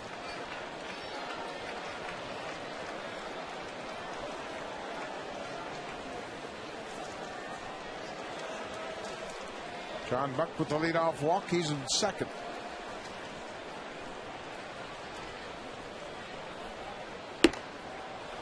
Strike 3 called. That fastball darted right back over the middle of the plate. You know, it almost looked like a left-hander slider. I mean, that's how much it moved, and it really fooled Travis Snyder as he takes it. Watch this two-seamer. It starts on the inner half and then comes right back to the middle. You can really tell from this overhead camera how it hits the inside part of the plate. Snyder gives up on it. Mosley picks up his 3rd strikeout. Well, that's a tough pitch, trying to hang in there and protect the outer part of the plate. It's off the plate inside. You think it's going to stay there, and that movement took it right over the inside corner. Yeah, you see it out of his hand, and you say inside, and all of a sudden you give up on it, and it's hard to stop your swing and then start it again.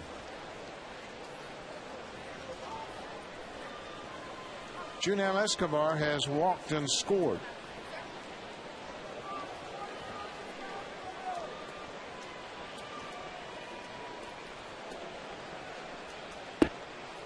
Cut fastball. Ball on the strike. 2 outs here in the 5th inning.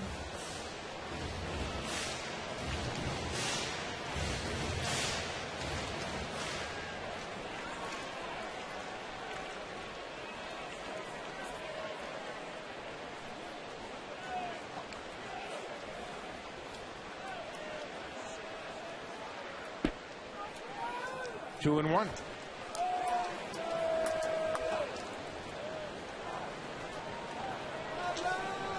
Last night's game, Blue Jays won 3-2. They scored a single run in the 8th inning. It was that dramatic solo home run off the bat of Jose Bautista. Another running fastball catches the outside corner.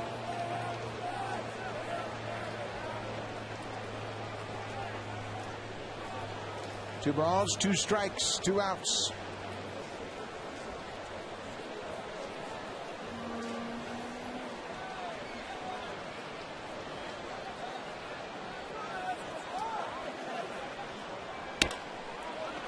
Bounce to third.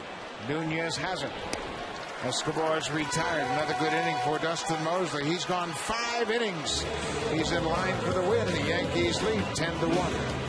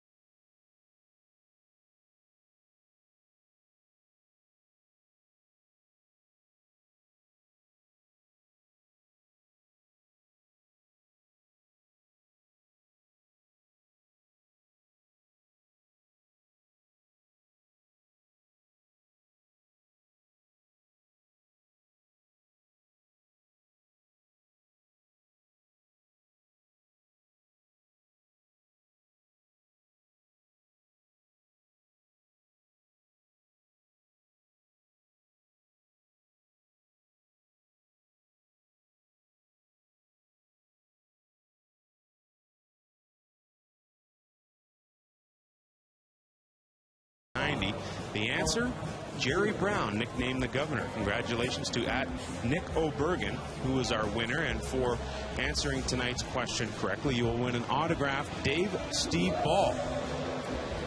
Congratulations out to Nick O'Bergen.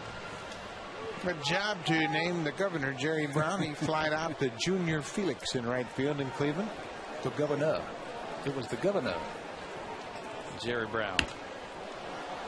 Right now it's Mark Teixeira, who's been just about as good as you can get at the plate. Single, then drove a run in the first. Solo home run in the third. Another single in the fourth. 3 for 3 for Teixeira. Another thing about Teixeira is he's just so strong. You make a mistake and he doesn't have to hit it square to hit it out because he's so strong. I think that's what happened with him on that home run that he hit. Just muscled it out of the ballpark for his 9th home run, hitting right-handed. Got 19 more batting left-handed. 2 balls and a strike. Pop this one back behind the screen. Back in the 3rd inning, facing Mark Zepchinski. Pitch out over the plate. And you can see with that great extension and strength, no doubt about it, off the facing of the 3rd deck. Home run number 28 this year. Well, bounced in the dirt. Remember when Teixeira came out of Georgia Tech, he was the third baseman. Everybody thought he was going to be a terrific third baseman. He's turned out to be a marvelous first baseman. Great range, great hands, 3-time Gold Glover. That right side of the infield for the New York Yankees is as good as anybody. 4-hit night for Mark Teixeira. Solid single through the hole on the left side. His 4th 4-hit night of the season. And the 3rd single right through that 5-6 hole on the left side. Might have to move that shortstop over a little bit more when he comes up next. Teixeira now has 21 career 4-hit games. Robinson Cano has been held hitless tonight.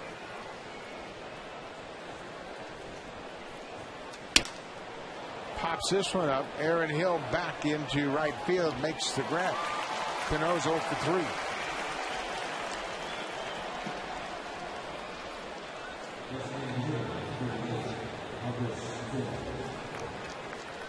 One out here in the 6th. Brian Talent working in his 3rd inning.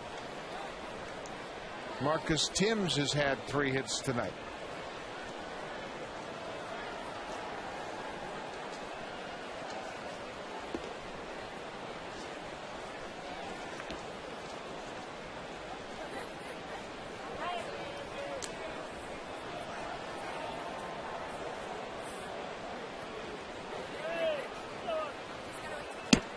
Way outside, 2-0. Tim spent some time on the disabled list, had a hamstring problem back in June. Was activated the last time the Blue Jays were in New York over the 4th of July. And what did he do? Won him a game. Came off the bench to pick up a pinch hit, walk-off single. It was a broken bat single, if I remember, in the center field to beat the Blue Jays. See, that's what veterans do. They know situations. Tim has had some big years when he was with Detroit. He's always been a part-time player, but he's got good power.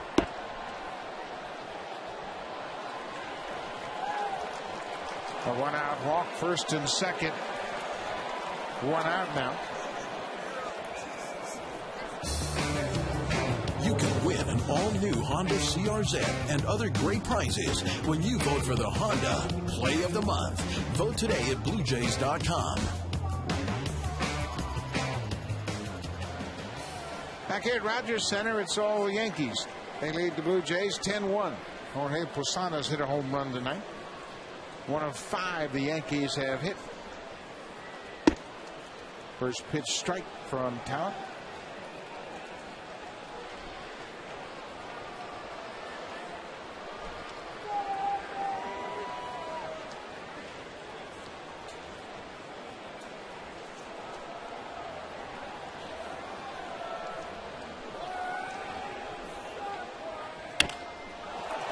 Base hit into left field. Mark Teixeira is coming around 3rd.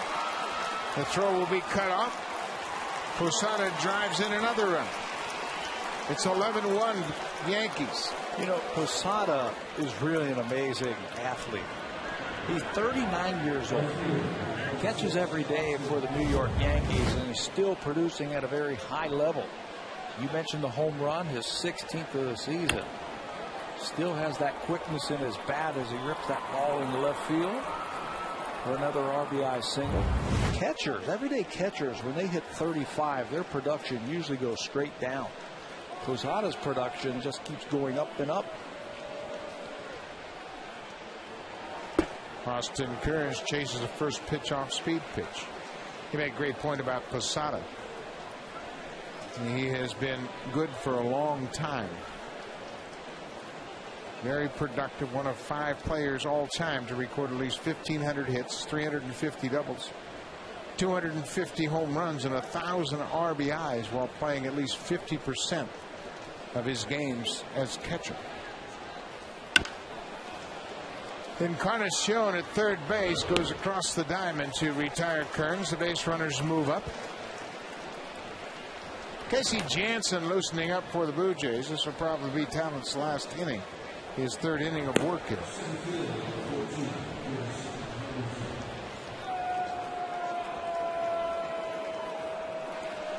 Posada at the age of 38 last year.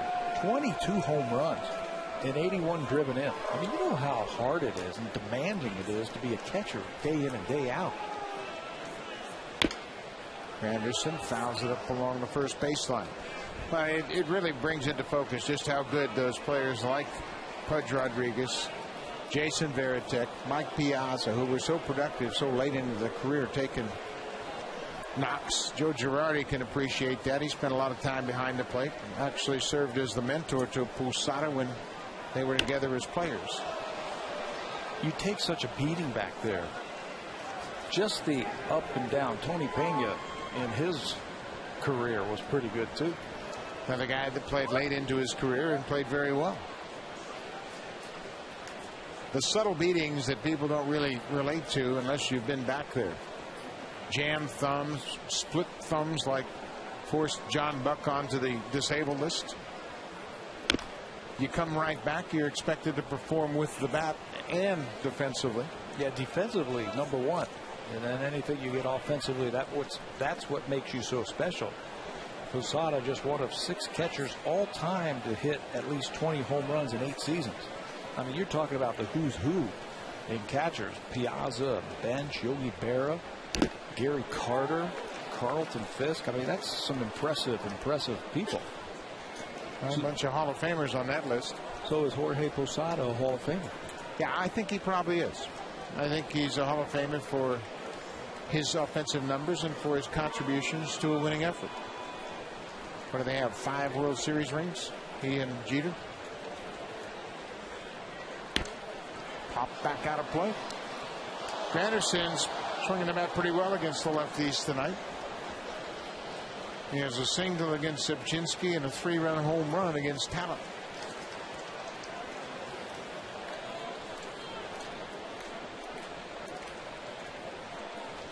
Two on, 2 outs. Granderson loops it into right field. Bautista should make the play, and he does. The Yankees are retired here in the 6th, but they put up another run. Dustin Mosley, big lead.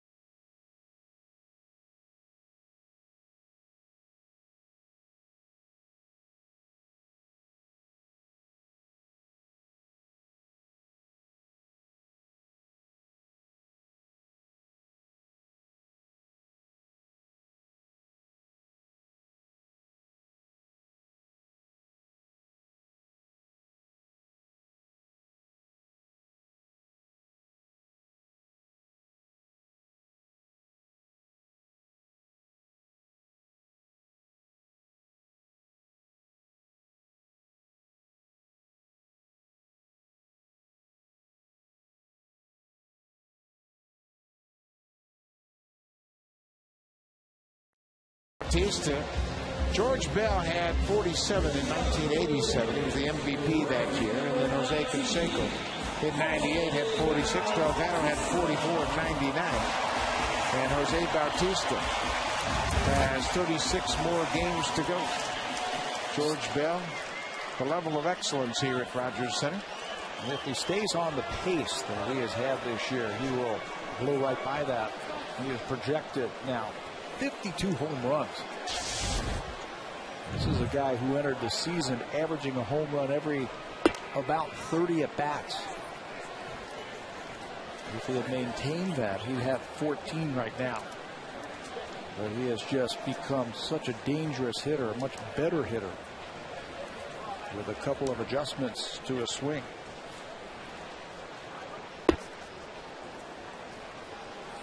Two balls and no strikes. Yankees have scored in every inning but the fourth.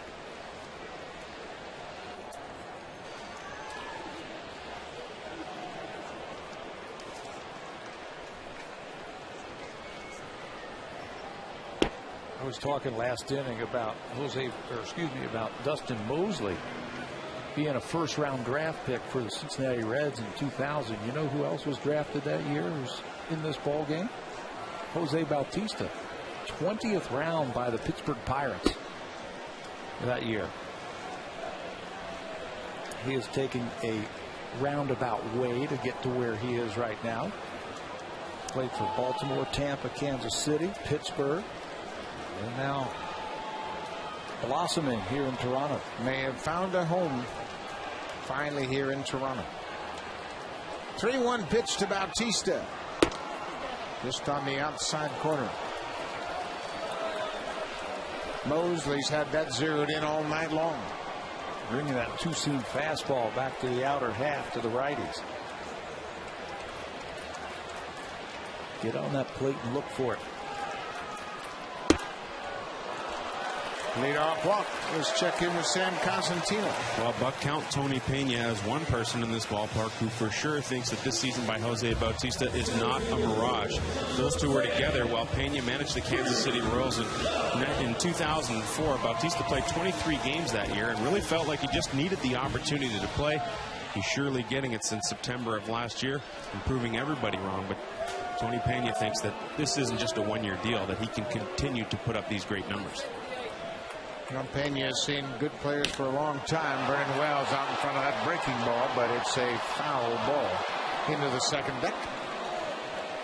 And that's the unfortunate situation surrounding Jose Bautista, because this year's kind of come out of nowhere. All of the accusations and the suggestions that there's something fishy about his big numbers, and he's been rumored that, well, maybe it's PEDs, and I really find disgust in that. People from afar taking pot shots that don't know a thing about Jose Bautista. Guys that don't even come to the ballpark writing nonsense just because the numbers jump out of nowhere. Bautista's become an everyday player for the first time in his career. Don't they know about Vernon Wells drives Granderson all the way to the warning track. Bautista returns to first. Don't they know about the drug policy that is in place in Major League Baseball now? I mean, you would if you knew what you were talking about. Yeah. Ronnie Paulino of the Florida Marlins was just suspended for 50 games for failing a drug test. But I just have no time for people that throw accusations out there randomly. Guy has done it with hard work and with smarts and with a good idea at that plate. One out now for Adam Lind.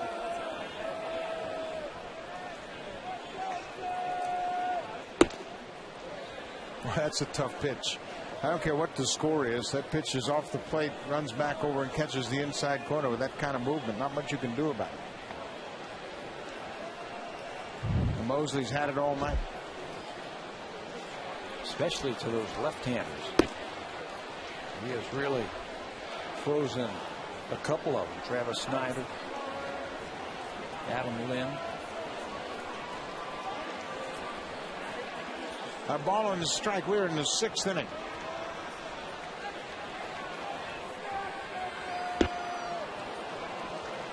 That was a cutter. It looked like Posada got crossed up again.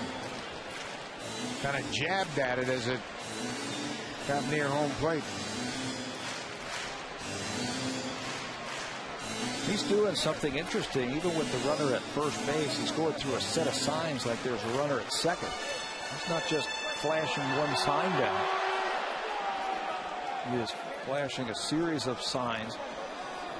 And that crossed up his starter. So now they won't give any signs. You can't mess that up. He went out and told him what to throw on the next pitch. We've got to go through him now.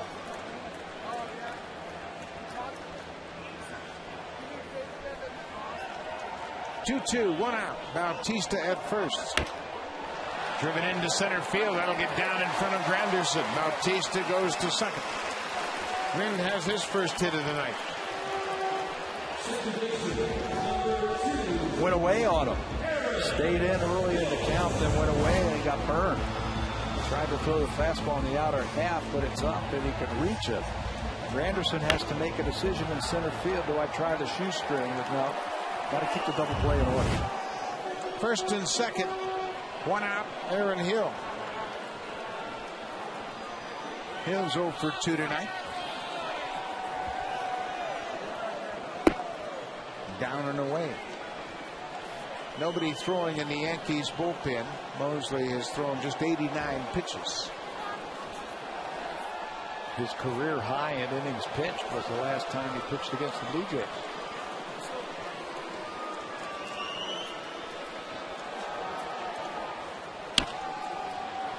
Pulled outside of third. 7 in the third innings he pitched against them.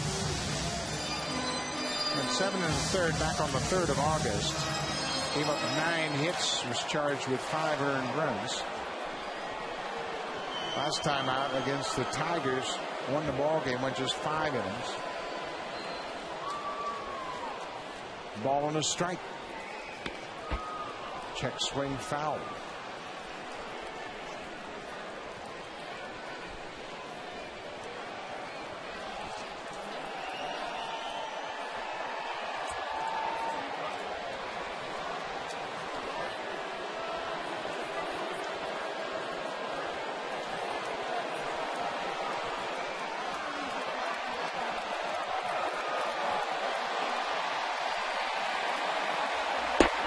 Cut on and missed. Mosley strikes out Aaron Hill.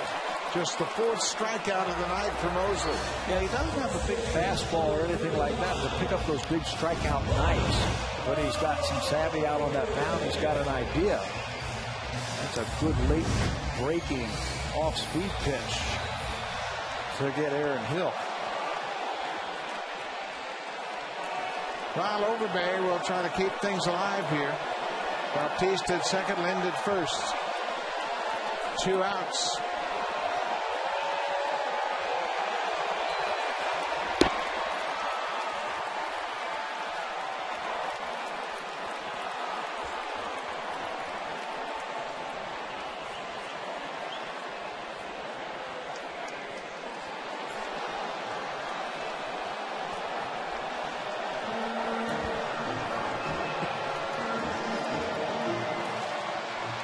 Didn't they just go out there a couple of pitches ago? He forgot.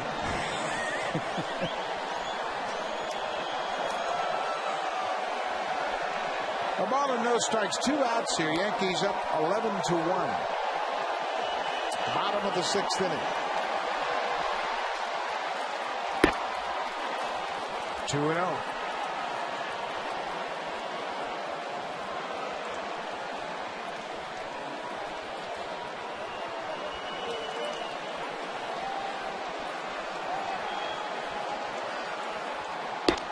Three and 0.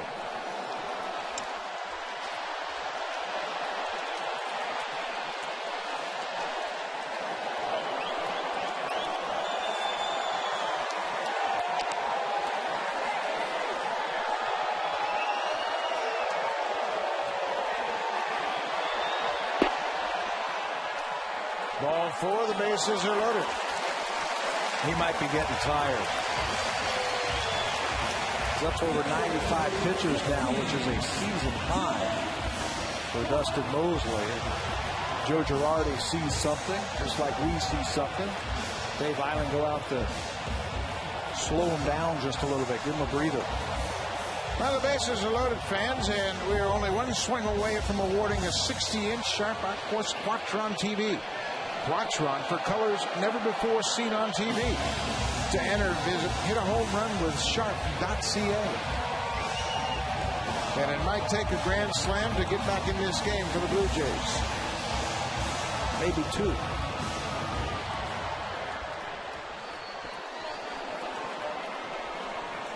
Bases are loaded, 2 outs, John Buck. Swinging a drive into center. That'll get down in front of Granderson. One run comes in. Here comes the second run. Adam Lynn to the plate. He is out at home.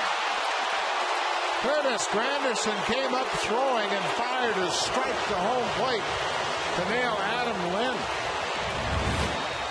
Heads up play by Granderson. Buck drills it into center. Granderson got a perfect hop and unloads a one-hop strike to Posada, who puts the tag on Lynn.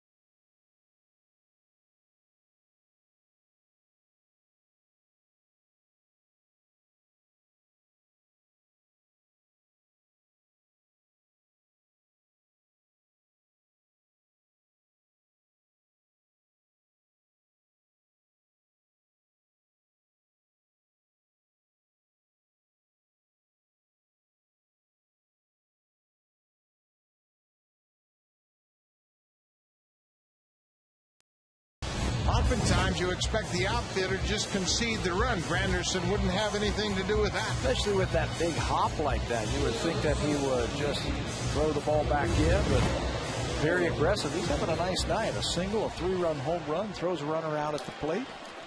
Doing a little bit of everything. Casey Jansen takes over for Brian Talent here in the 7th inning. There are Jansen's numbers: 4.2, a 3.9 earned run average. Very good walk to strikeout ratio for Casey Jansen. He's got a good hard slider that he'll use along with a curveball for his strikeouts. Eduardo Nunez fouls the first pitch back. Nunez 0 for 3 tonight, but he picked up an RBI with a fielder's choice.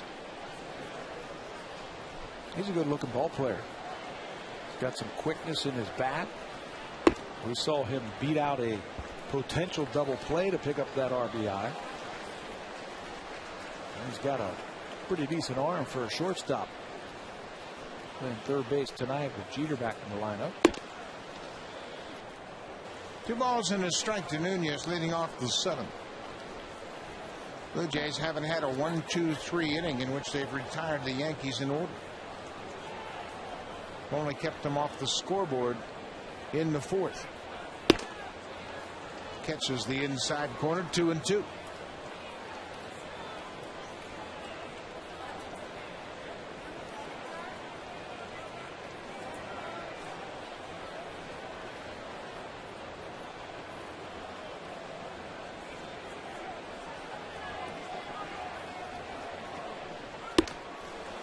Fastball cut on and missed.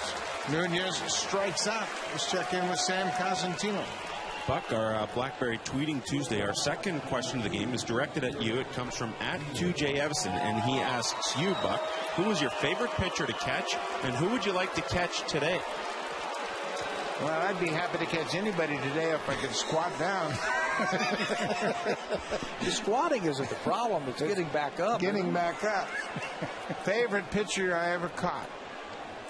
Steve Busby of the Kansas City Royals. He was something, wasn't he? 4 pitches, power arm, power breaking ball, great athlete. Threw 2 no-hitters in a injury-shortened career. Won 22 games 1 year. Real dominant pitcher. If he didn't get hurt, where do you think he would have ranked? Now tell him. I mean, he had all the attributes of a Tom Seaver. Very athletic. He had the strength. He had a great pickoff move, a good fielder. But he had a shoulder injury, and they did very radical surgery on his shoulder. Was that a rotator cuff? No, it was an impingement on top of the shoulder. They actually cut off the top of that bone, about half an inch of that bone, to free up his shoulder. And he came back and he was throwing and rehabbing, and everything was going along very well. And then he re-injured the arm. Never really came back. Jeter to right field. This ball is hit hard. Bautista back. What a catch by Bautista. One final look at the wall to see if he had room, and he threw up the glove and robs Jeter of an extra base hit. We told you in the opening there's more to Jose Bautista than just hitting home runs. He is second in the American League in outfield assists. He's a leader in that clubhouse. And then he does that. Plays a dynamic right field. He knows exactly where he has to go. The ball almost pops out of his glove, but he holds on to it to make a nice looking catch to rob Jeter. Jeter's shaking his head. So what do you got to do to get a hit to right? 2 outs. Nick Swisher batting left-handed for the first time tonight. 11-2. It's very easy as a ball player to let that ball go over your head and right. Just say, I didn't get it, just not put out that real effort. But boy, he stayed with it and made a heck of a catch. Plays the game the right way. Day in and day out. Wherever Cito Gaston plays him, third base, right field, whatever. Gets out there and plays it the right way. A ball and a strike. Outside corner. Buck, I got to finish that question. It also said, who would you like to catch today out of today's pitchers? Any idea? CC Sabathia comes to mind. I think I'd like to catch Ricky Romero because he's got so many toys. Boy, Swisher hit that one right off the top of his foot. Obviously, he is in some pain. And if you have never done that, it is no fun. That is what happened to Dustin Pedroia in interleague play against the Giants. Fouled the ball off his foot. You know, you don't just foul it off your foot. Sometimes you foul it off of your knee, off of your shin, off of your thigh. That hit him off the knee. His left kneecap. Off the back leg. Breaking ball from Jansen, and you just clip the top of it. Matt Williams of the Giants broke his foot, fouled the ball off his foot. Jermaine Dye of the Athletics broke his shin bone when he fouled the ball off like that. It's, players, and you've been in the dugout when somebody does that on the other team. Yeah, you laugh at them, you make noises at them, things like that, but it's not funny. It hurts. And certainly the possibility of an injury.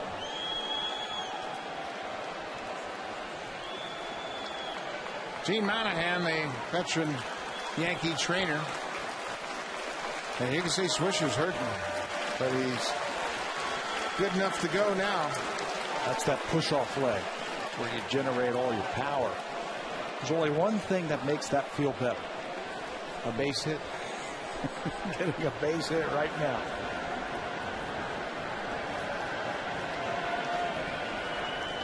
(11-2). I'd be surprised if Swisher goes out to right field next inning. Let him finish this at bat here and maybe get Brett Gardner in the game. Same pitch. Came right back inside again.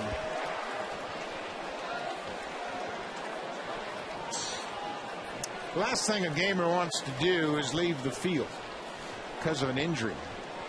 And I'll put Swisher in that category. Oh, yeah. Plays the game the right way. Learned from his dad, Steve Swisher, who played in the big leagues. Off the plate outside. See, Swisher didn't have a real solid foundation underneath him now. That hit off that back knee, and Joe Girardi's going to come out, make sure he's okay. Listen, I got guys to finish up this game. It's 11-2. He's going to take him out of the game. Yeah, he's not even going to wait for the inning. That's a good move. You know what? Swisher wasn't right. Girardi saw it when he took that last pitch. And he said, wait a minute, there's no reason for you to hit in this situation. Get some ice on it. Give it a chance to quiet down. So Brett Gardner will come on and hit for Swisher here.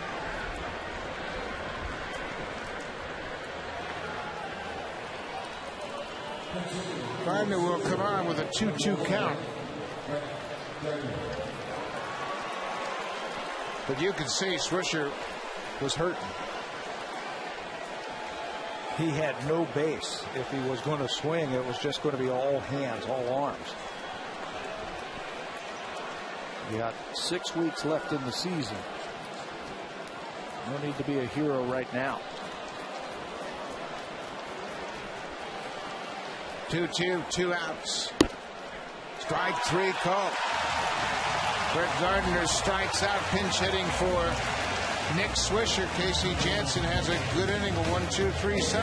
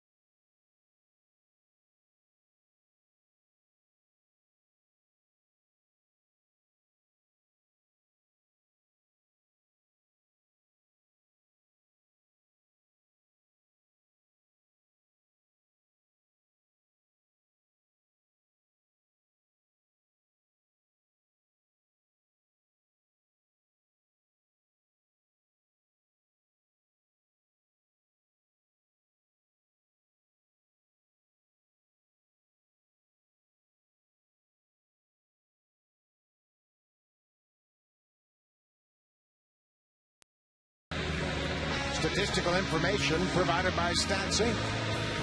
Music provided by Universal Canada.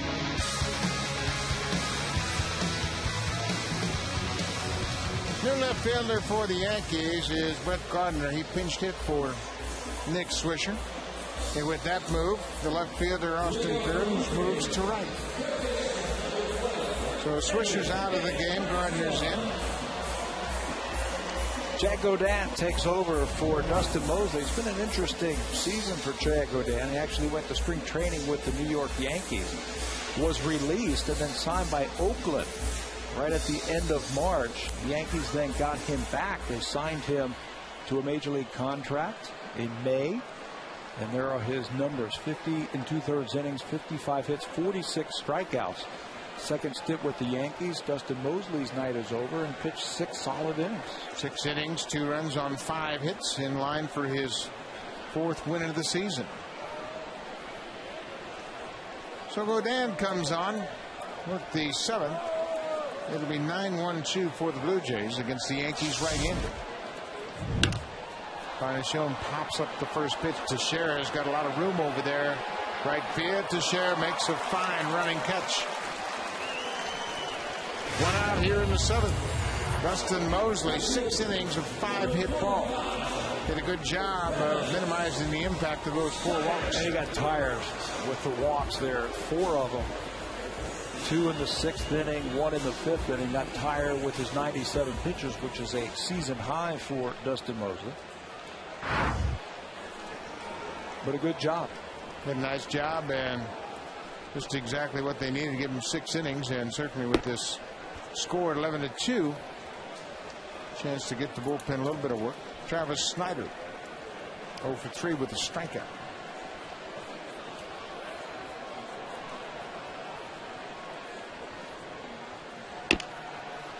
Bounced up the first baseline. Teixeira underhand shovel. Not in time. Ball was dropped by Godin.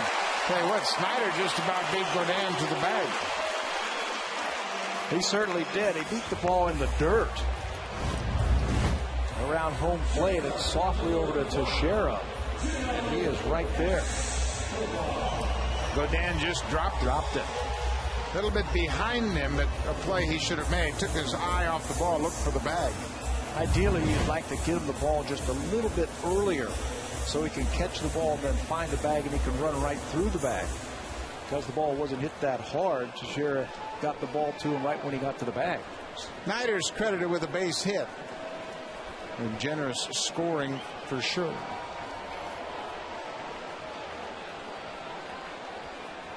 Junel Escobar with 1 out and a man at first. Well, I tell you what, they're having all kinds of problems with the signs tonight, and that was just a mix-up. Snyder goes to second. The ball got away from Posada, but Posada expected a totally different pitch. Godin crossed him up, and it really cost Mark Wegner. Watch the home plate umpire. Whiffed on it. You're right, this has been happening all night, and I don't know if they can't see the signs. Posada's got the yellow fingernail polish on his fingers to help them see the signs. But I count 3 times now tonight that Posada has been crossed up. Might have to go to 1's a fastball, 2's a curveball, 3's a slider, and 4's a change. Back to basics.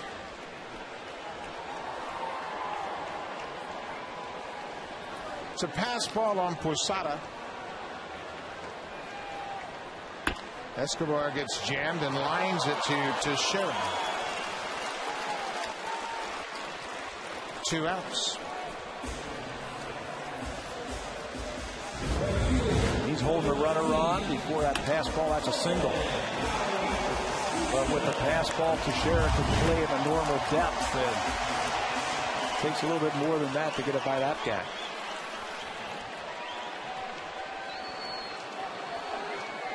Jose Bautista 1 for 2 with a walk.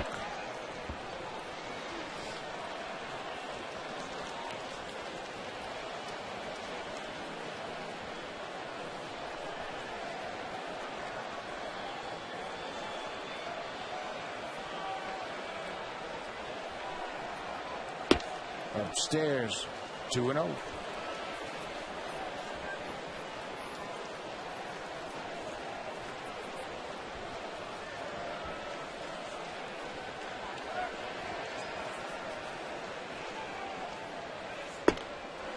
Big swing and a miss at the fastball. He doesn't get cheated. Yeah, he's not. When he commits, it's 100%. Not trying to service that ball to the opposite field. He is looking to hit it on a line somewhere. 3-1.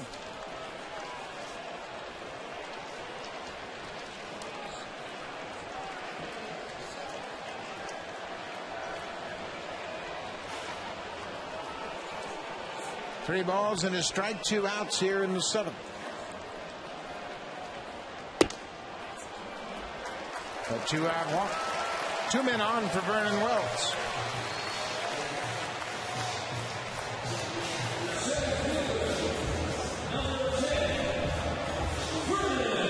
Dwayne Wise will come out and run for Jose Bautista. Bautista take the rest of the night off. Wise takes over at first.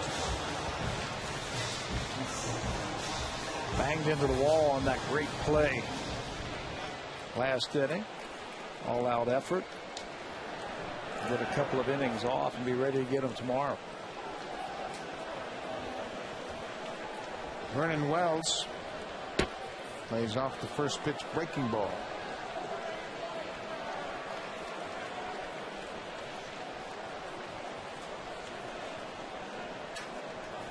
RBI single to right in the 4th inning. 2-0. Another good crowd here at Rogers Center tonight. 30,567.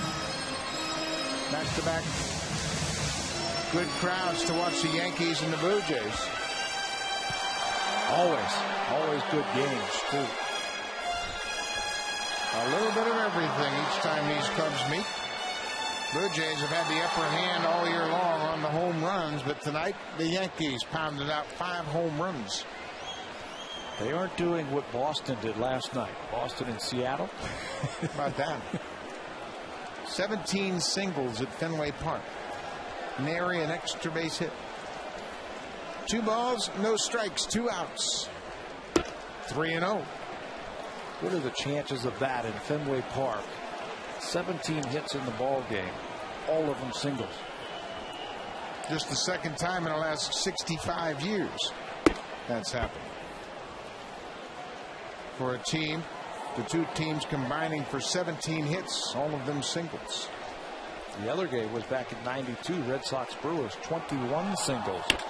Wells right back up the middle into center field, base hit. Snyder coming around third. Granderson's throw to the plate, not in time. Wells with his second RBI of the night. Speaking of singles, Vernon Wells will pick up his second one. Right back through the box. Jordan falls behind 3-0, and then 3-1. He's got to come into him, and Wells hits it right back through the middle. Quick hands. Wayne Murphy says that's when Vernon Wells is doing well, when he's concentrating on hitting the ball back through the box. 11-3. First and second, 2 outs. Adam Lynn. Base hit into center field. Wise, and that'll go all the way to the wall. Wells has got a chance to score. He's getting waved around third. No throw. A 2-run double for Adam Lynn. RBIs 55 and 56 for Adam Lynn. Wait for one that you can hit and hit it hard and find a hole. That's exactly what he did. Outfielders playing him the other way.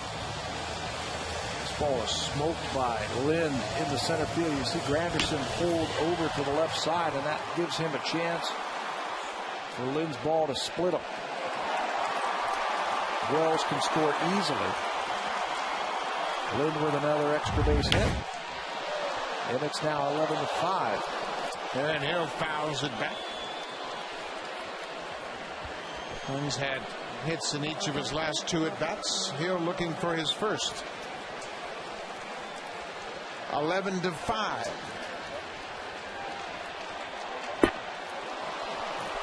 Oh, and 2. Kerry Wood loosening up for the Yankees. Joe Girardi, I'm sure, hoped that he wouldn't have to go any deeper into his bullpen.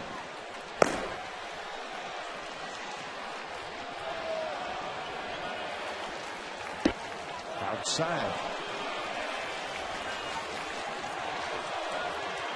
Blue Jays have scored 3 off Chad Godin.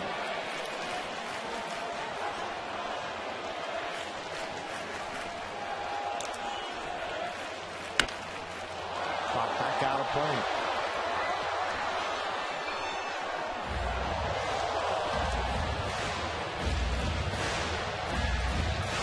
Godin helped out the Blue Jays with a 2-out walk to Jose Bautista.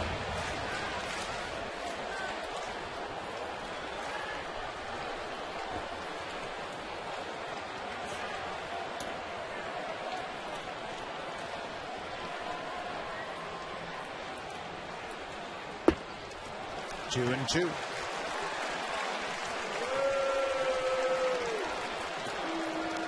Godin also missed a throw from Teixeira at first base. It was ruled a base hit, but easily could have been an error charge to the pitcher. And then you had the cross up.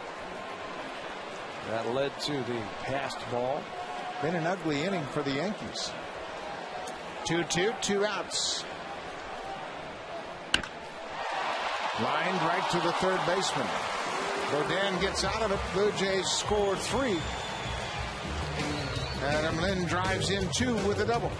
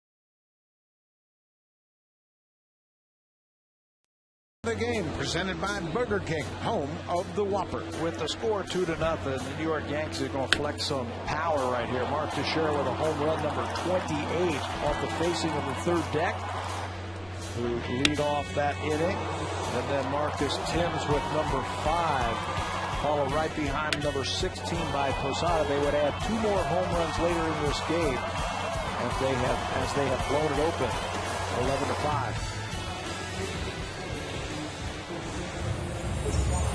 Visit BlueJays.com/Burger King to register for a chance to win prizes with the Burger King Super Fan Contest. 5 home runs allowed by the Blue Jays, the most going back to 2009. That's the last time they did it. Mark Teixeira, 4 hits tonight. Makes a bid for 5, denied by Overbay. 1 out here in the 8th. Casey Jansen's retired all 4 Yankees he's faced.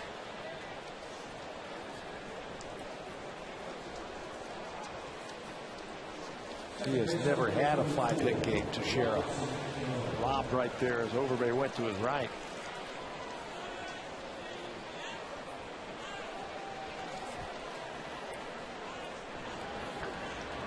Teixeira's had a big couple of months after a very slow start. April and May were not good, but he's right up where he's always been, among the leaders in all the offensive categories.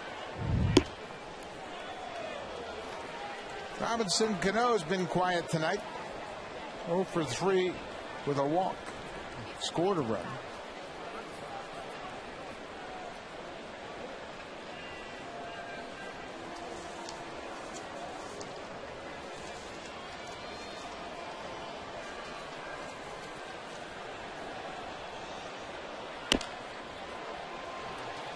Big high hopper to Hill. 2 outs. Casey Jansen has slowed the Yankees down a bit. The Yankees have 14 hits tonight. Their season high was 18. Came back on the 31st of May against the Indians. 14 tonight. No A-Rod. Looks like Cano is going to get the rest of the night off. Off the end of the bat down the right field line. Timms fouls it into the seats. Marcus Timms with 3 hits. He's also walked. Home run number 5.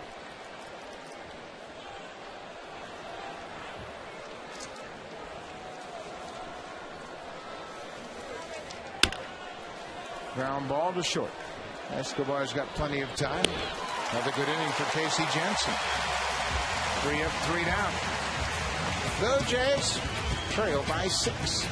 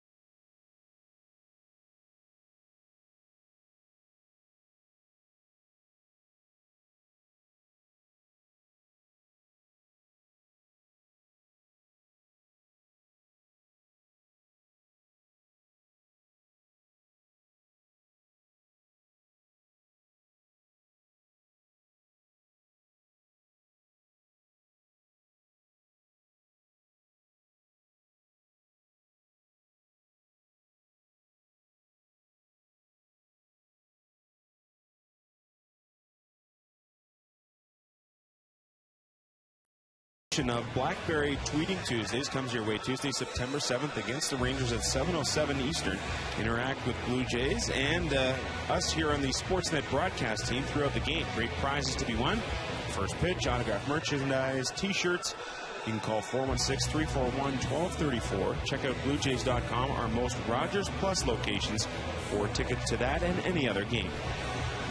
Romeo Pena comes off the bench to take over defensively for Robinson Cano. Cano has played in 125 of 126 games. Oh, he's just 27 years old. Anytime you can steal a couple of innings here or there to give your stars a break, you got to get him out of there. Sparky Anderson was really good about that for Pete Rose. Get him out late in the game in a winnable game like that. Get a couple of extra years in his career. While Overbay looks at a fastball down and in, he could talk Pete into coming out of the game. Yeah. Once in a while, huh? Sparky had a way. He would say to him, he'd say, hey, you know what? If I get you out a couple of innings here, a couple innings there, you add that up, and that's like getting a whole year off. And Pete said, okay, Sparky, that makes sense. Sparky was amazing in his ability to get players to play for him. Yeah, it'll save you. Your career will be it'll go a little bit longer. You could get that hit record. 2 balls and a strike to Overbay, leading off the 8th.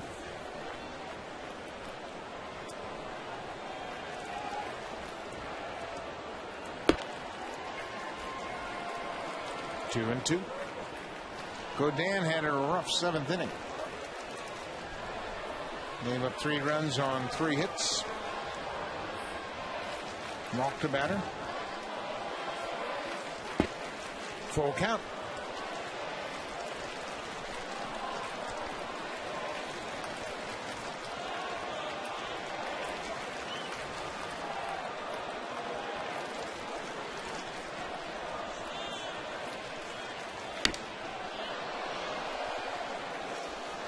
We'll do it again.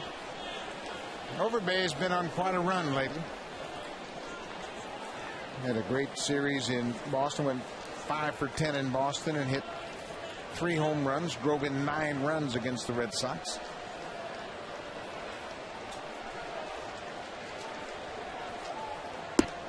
A leadoff walk issued by Godin. Take a look at baseball scores from around the league. A couple of important matchups. Boston hanging in there, trailing the Yankees by 5.5 at the start of play tonight.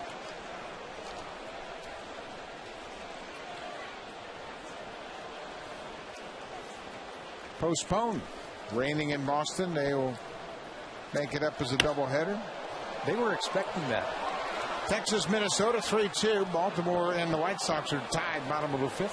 Baltimore's playing pretty good baseball right now. Good matchup out west. Tampa Bay will face Irvin Santana. The Cubs in Washington. Mike Quaddy won his first game yesterday as the new manager. Houston leading the Phillies top of the 9th. St. Louis trailing Pittsburgh. St. Louis has fallen upon hard times. Yeah, they certainly have. Although they had won 3 in a row, they were winning against Cincinnati. They were beating them, and they went into a little bit of a tailspin. The Reds won 7 in a row to take over that division. Atlanta leading the East by 2.5 over Philadelphia. San Francisco, Cincinnati, good matchup out west later on tonight. Philadelphia is the team that really surprises me. Just 1 run again tonight. Cole Hamels against Bud Norris in that game. Those were the starting pitchers. Later on tonight, San Francisco, Cincinnati, Travis Wood against Jonathan Sanchez. Tough draw for the Reds. We got Matt Cain last night, and he beat him, I believe it was 11-2. Cincinnati hanging tough, leading the Cardinals by 2.5.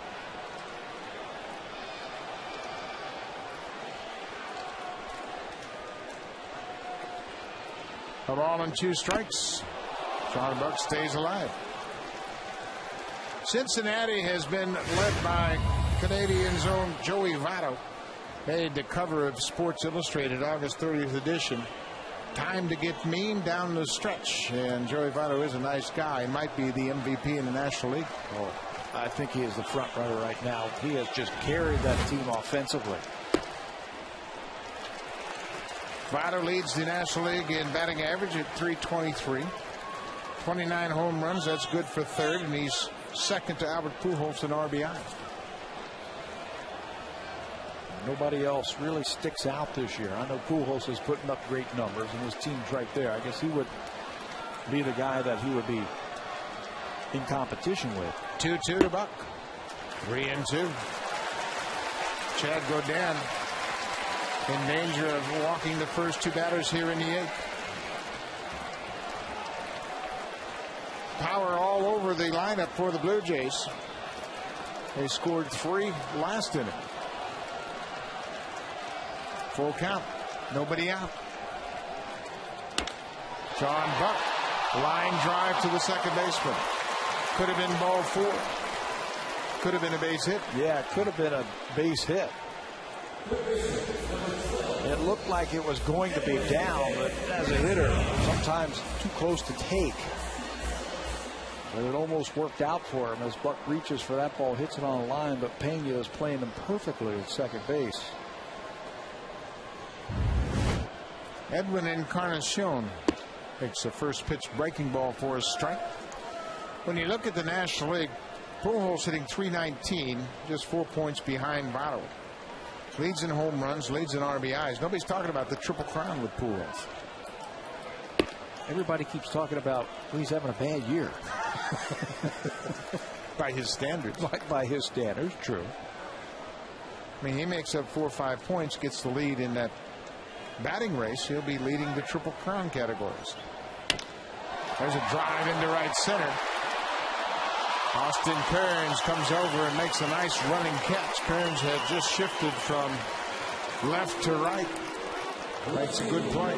More familiar position for Austin Kearns. Came up as a right fielder.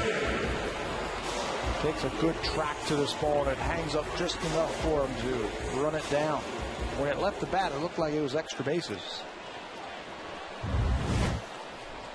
2 outs now for Travis Snider. Had an infield hit his last time up. Swings at the first pitch. This ball's trouble. Third baseman not in time. Nunez was deep at third. He's got a strong arm, but Snider just outran it. Got out of that box very quickly. The same type of pitch that he got his last hit on. Change-up that goes down and he tops it right out into no man's land. Really no chance for Nunez, who makes a nice play on it. That ball just beat right into the dirt, and Snider beats it out. Nunez is a pretty good-looking player. Yeah, I like him. I like his bat. I like his actions. I like his arm. 2 outs, 2 on. Down and away.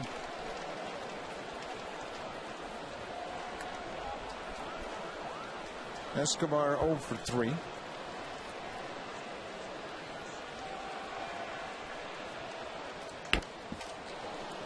Good cut.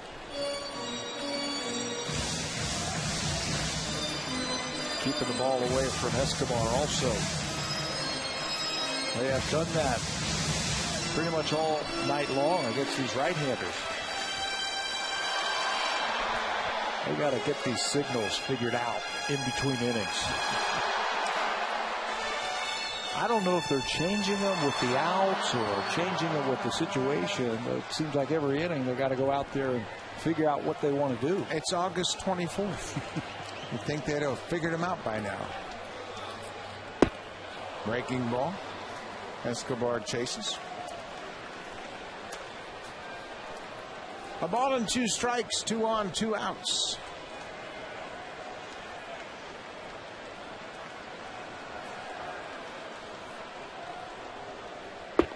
Another breaking ball.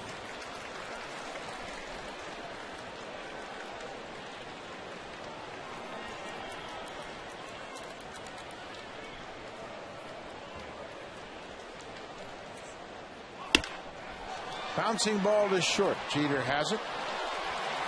Just in time to get Snider. He hustled into second. Godin gets out of it. Blue Jays strand a couple of base runners. We'll go to the ninth.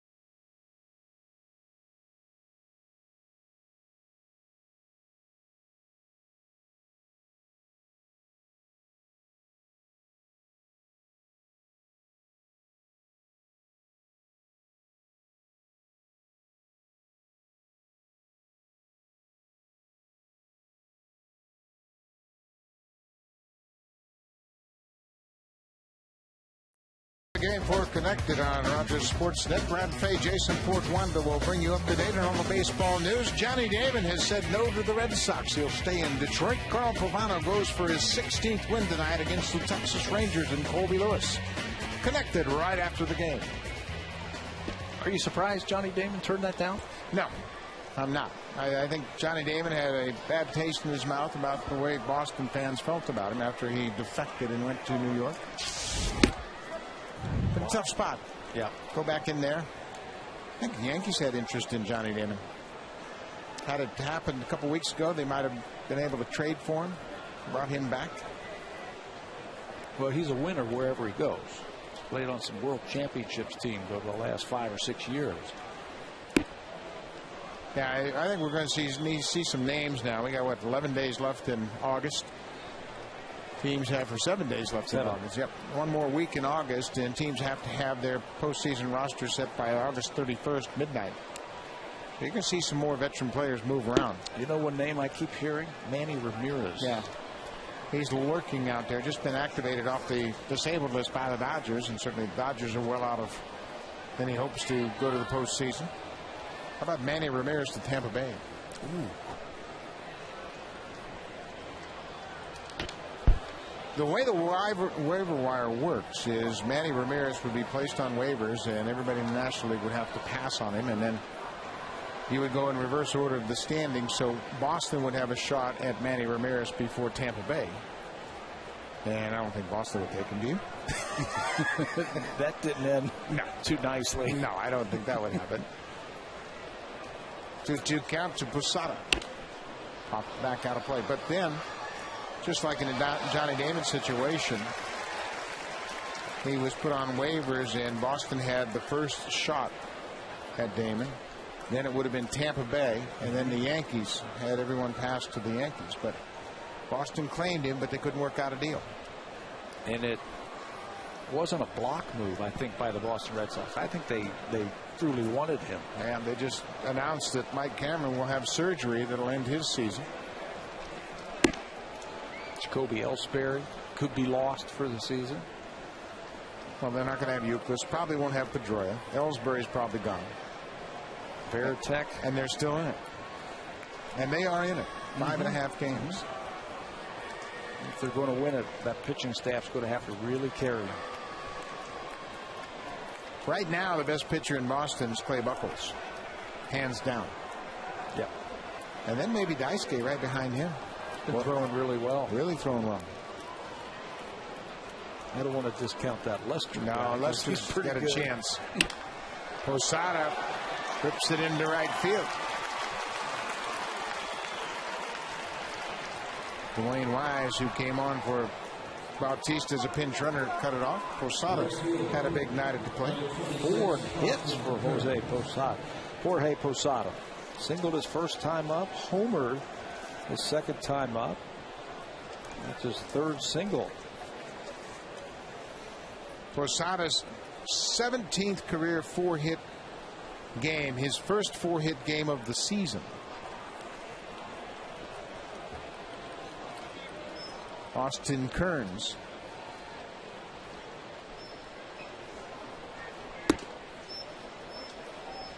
We have just been informed that Magglio Ordonez will undergo season-ending surgery tomorrow.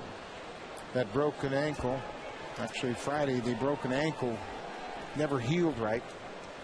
When they did the last MRI, they found out that it healed incorrectly, and they had to have to go in there and set it properly. Yeah, from what I read, the break was not horizontal, making bones could heal quicker. It was more on an angle, the break. He was in a boot, but not feeling too well.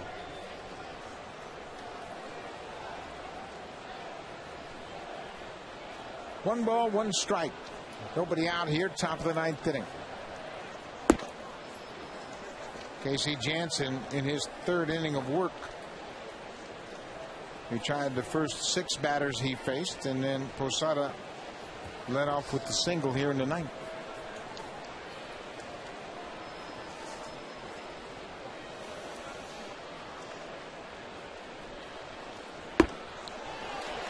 Big swing and a miss from Kearns.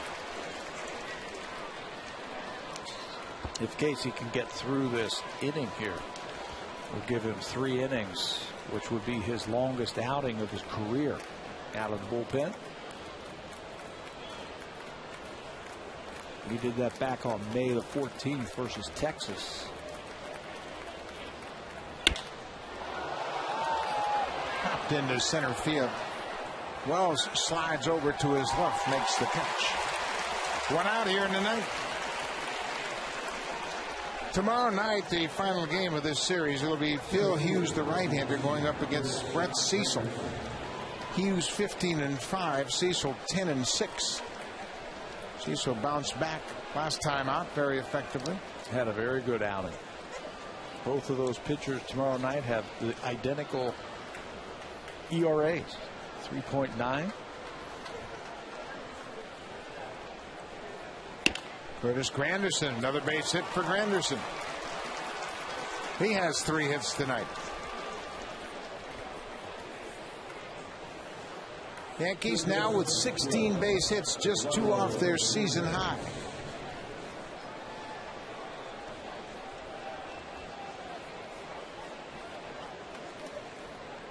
Just 2 regulars. Check that, 3 regulars without a base hit tonight for the Yankees.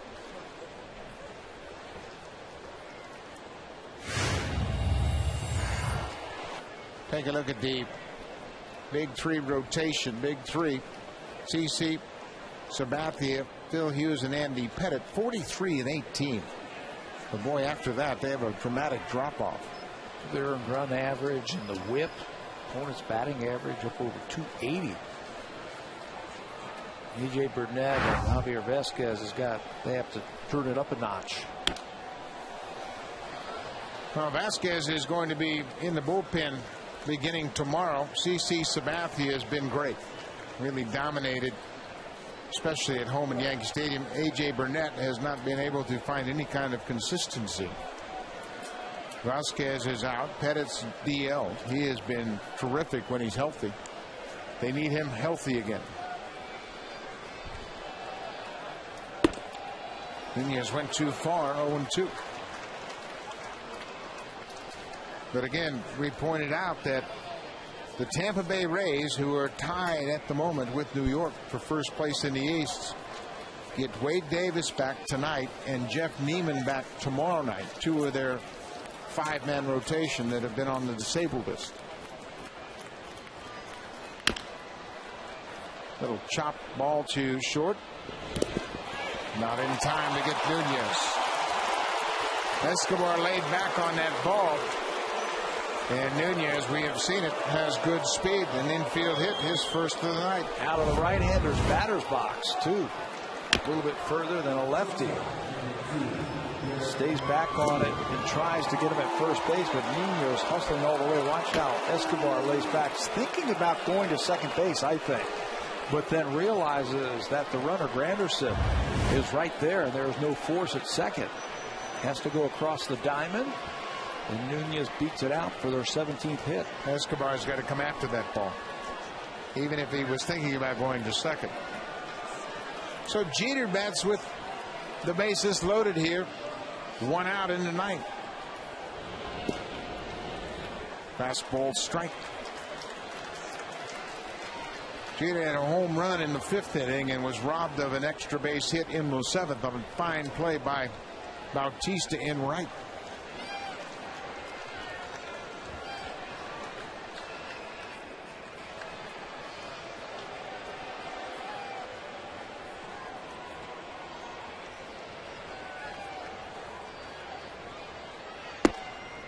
Another good fastball for a strike.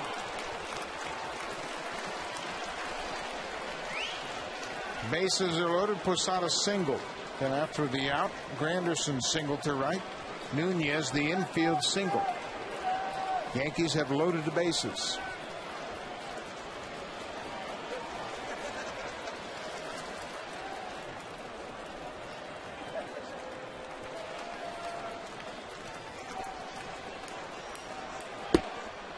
Well outside. So much has been made about the Yankees and their ability to hit with the bases loaded this year. 419, 10 home runs, 162 RBIs coming into this game. Derek Jeter, on the other hand, just 1 for 13 this year with the bases loaded. Go figure that. He's always been a great clutch hitter. Went too far. Appeal down at first. Dan Iasonia said Jeter committed. So he strikes out. And Cito Gaston's going to make a pitching change here. Good fastball in the inner half, and you can tell from that high home camera that went around. Jansen picks up the strikeout. We'll leave this ball game now with the left-hander coming up, Gardner. Here comes Jesse Carlson, and we will step away.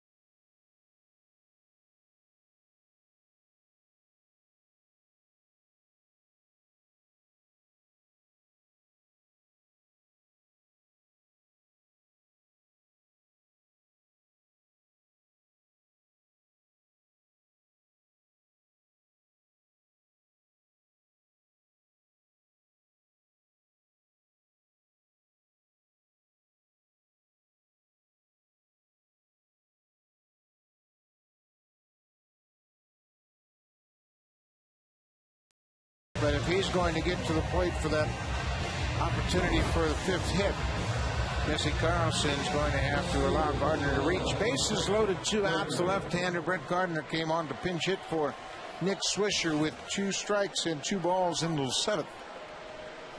Cito Gaston said, you know what, we save these runs right here. You never know in the ninth.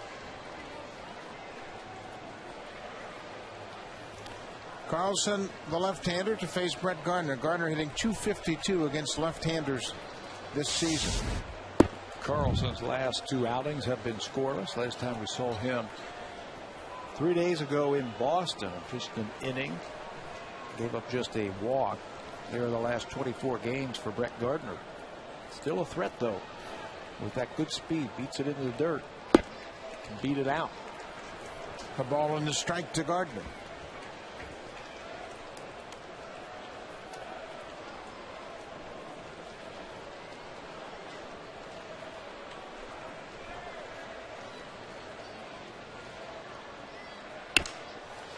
Ground ball, and Carnacion will have to unload in a hurry. He does to get Gardner. Jesse Carlson comes in and gets his man. Blue Jays strand the bases loaded, but they'll go to the bottom of the ninth, trailing by 6.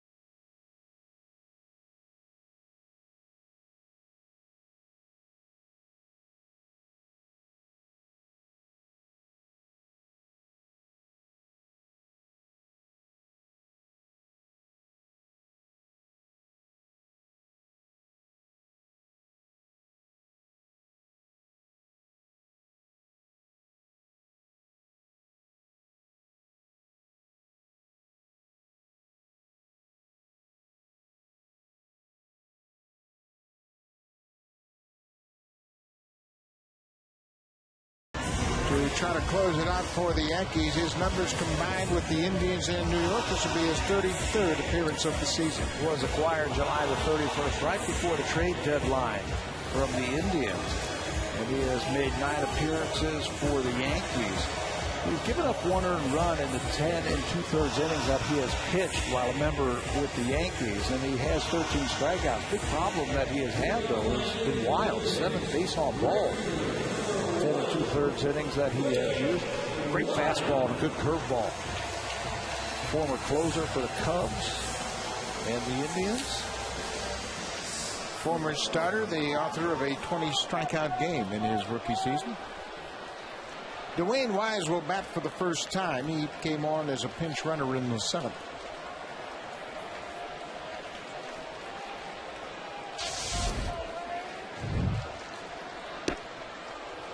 Good cut fastball. Wise swings over the top of. Wise had a big game against New York on the 4th of July. Hit a 3-run home run and drove in a run with a single off Jabba Chamberlain. Drives this ball to the opposite field. This ball is hit hard way down the left field line, but into the seats and foul. Boy, that game that Dwayne Wise was involved in, you talk about everything that happened in that game, he was right in the center of it. And a fly ball he couldn't see in the sun as it dropped. That was the Marcus Timms walk-off game. On Sunday, the 4th of July, Timms got the base hit in the 10th off David Percy. Yankees won that game 7-6. Bounced foul outside of third. Wise has been a good pickup to this ball club. Had a dimension of speed. He can play all the outfield positions. He can get some big hits. He can sit on the bench for a week and still come up there and make contact against a good pitcher like Kerry Wood. Been around. He understands his role, accepts his role, and does a really fine job at it, too.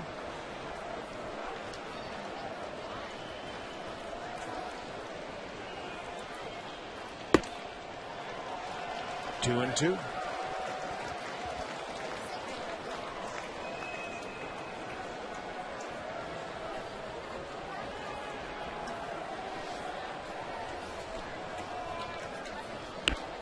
Fouled back.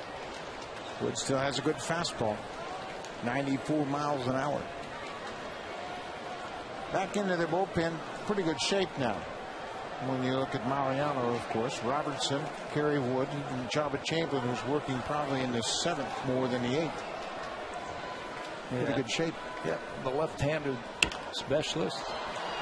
Ball is popped up. Jeter backpedals into left field and makes the out. First out of the night. Boone Logan has pitched really well for the Yankees this year as one of their left-handed specialists. Another guy, Damaso Marte, is on the DL right now, but I'm sure he'll be back in time for September and the playoffs. And he had a great playoff last year for the Yankees. Yeah, he sure did. And Joe Girardi is very optimistic they'll get him back soon, even if he's not ready by the 1st of September. The fact that he's on the disabled list will allow him to be eligible for postseason play.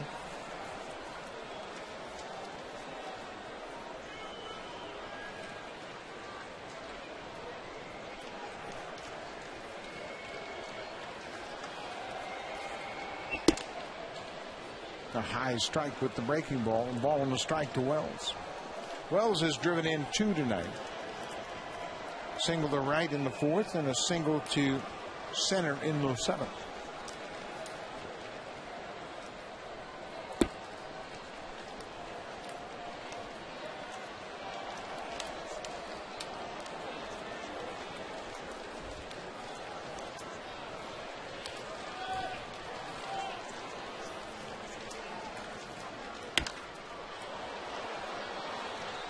.62 RBI now for Vernon Wells.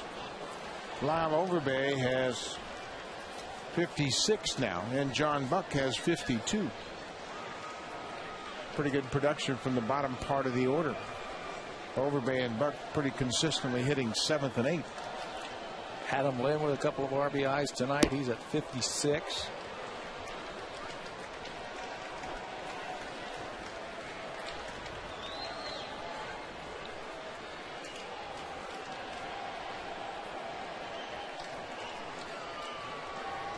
Three-two. Cut on and missed.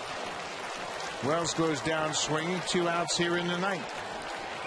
When Kerry Wood was younger, it was hard fastball, yellow hammer. Now that he's older and doesn't throw as hard as he once did, he'll cut the fastball, throw a little bit of a slider there, move his fastball around. Good pitch there, 3-2.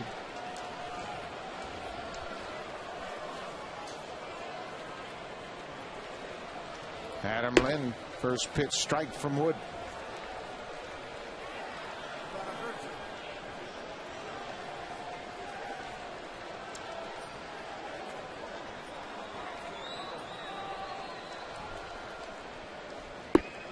Good curveball. 0-2.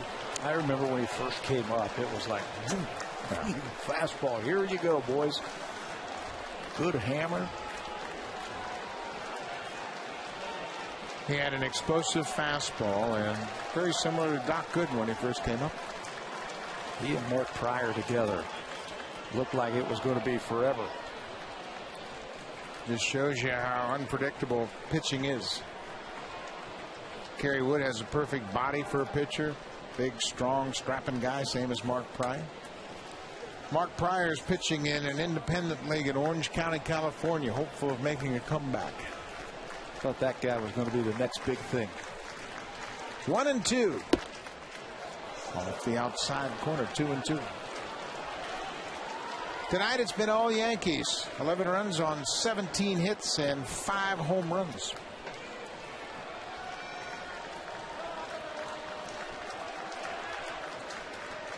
Third ball, that'll do it.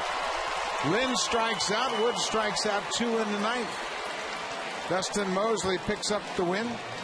He improves to 4-2. Jorge Posada, his first 4-hit night of the season. Jeter had a home run. Yankees hit 5. We'll be back tomorrow for the rubber game. Stay tuned for Connected.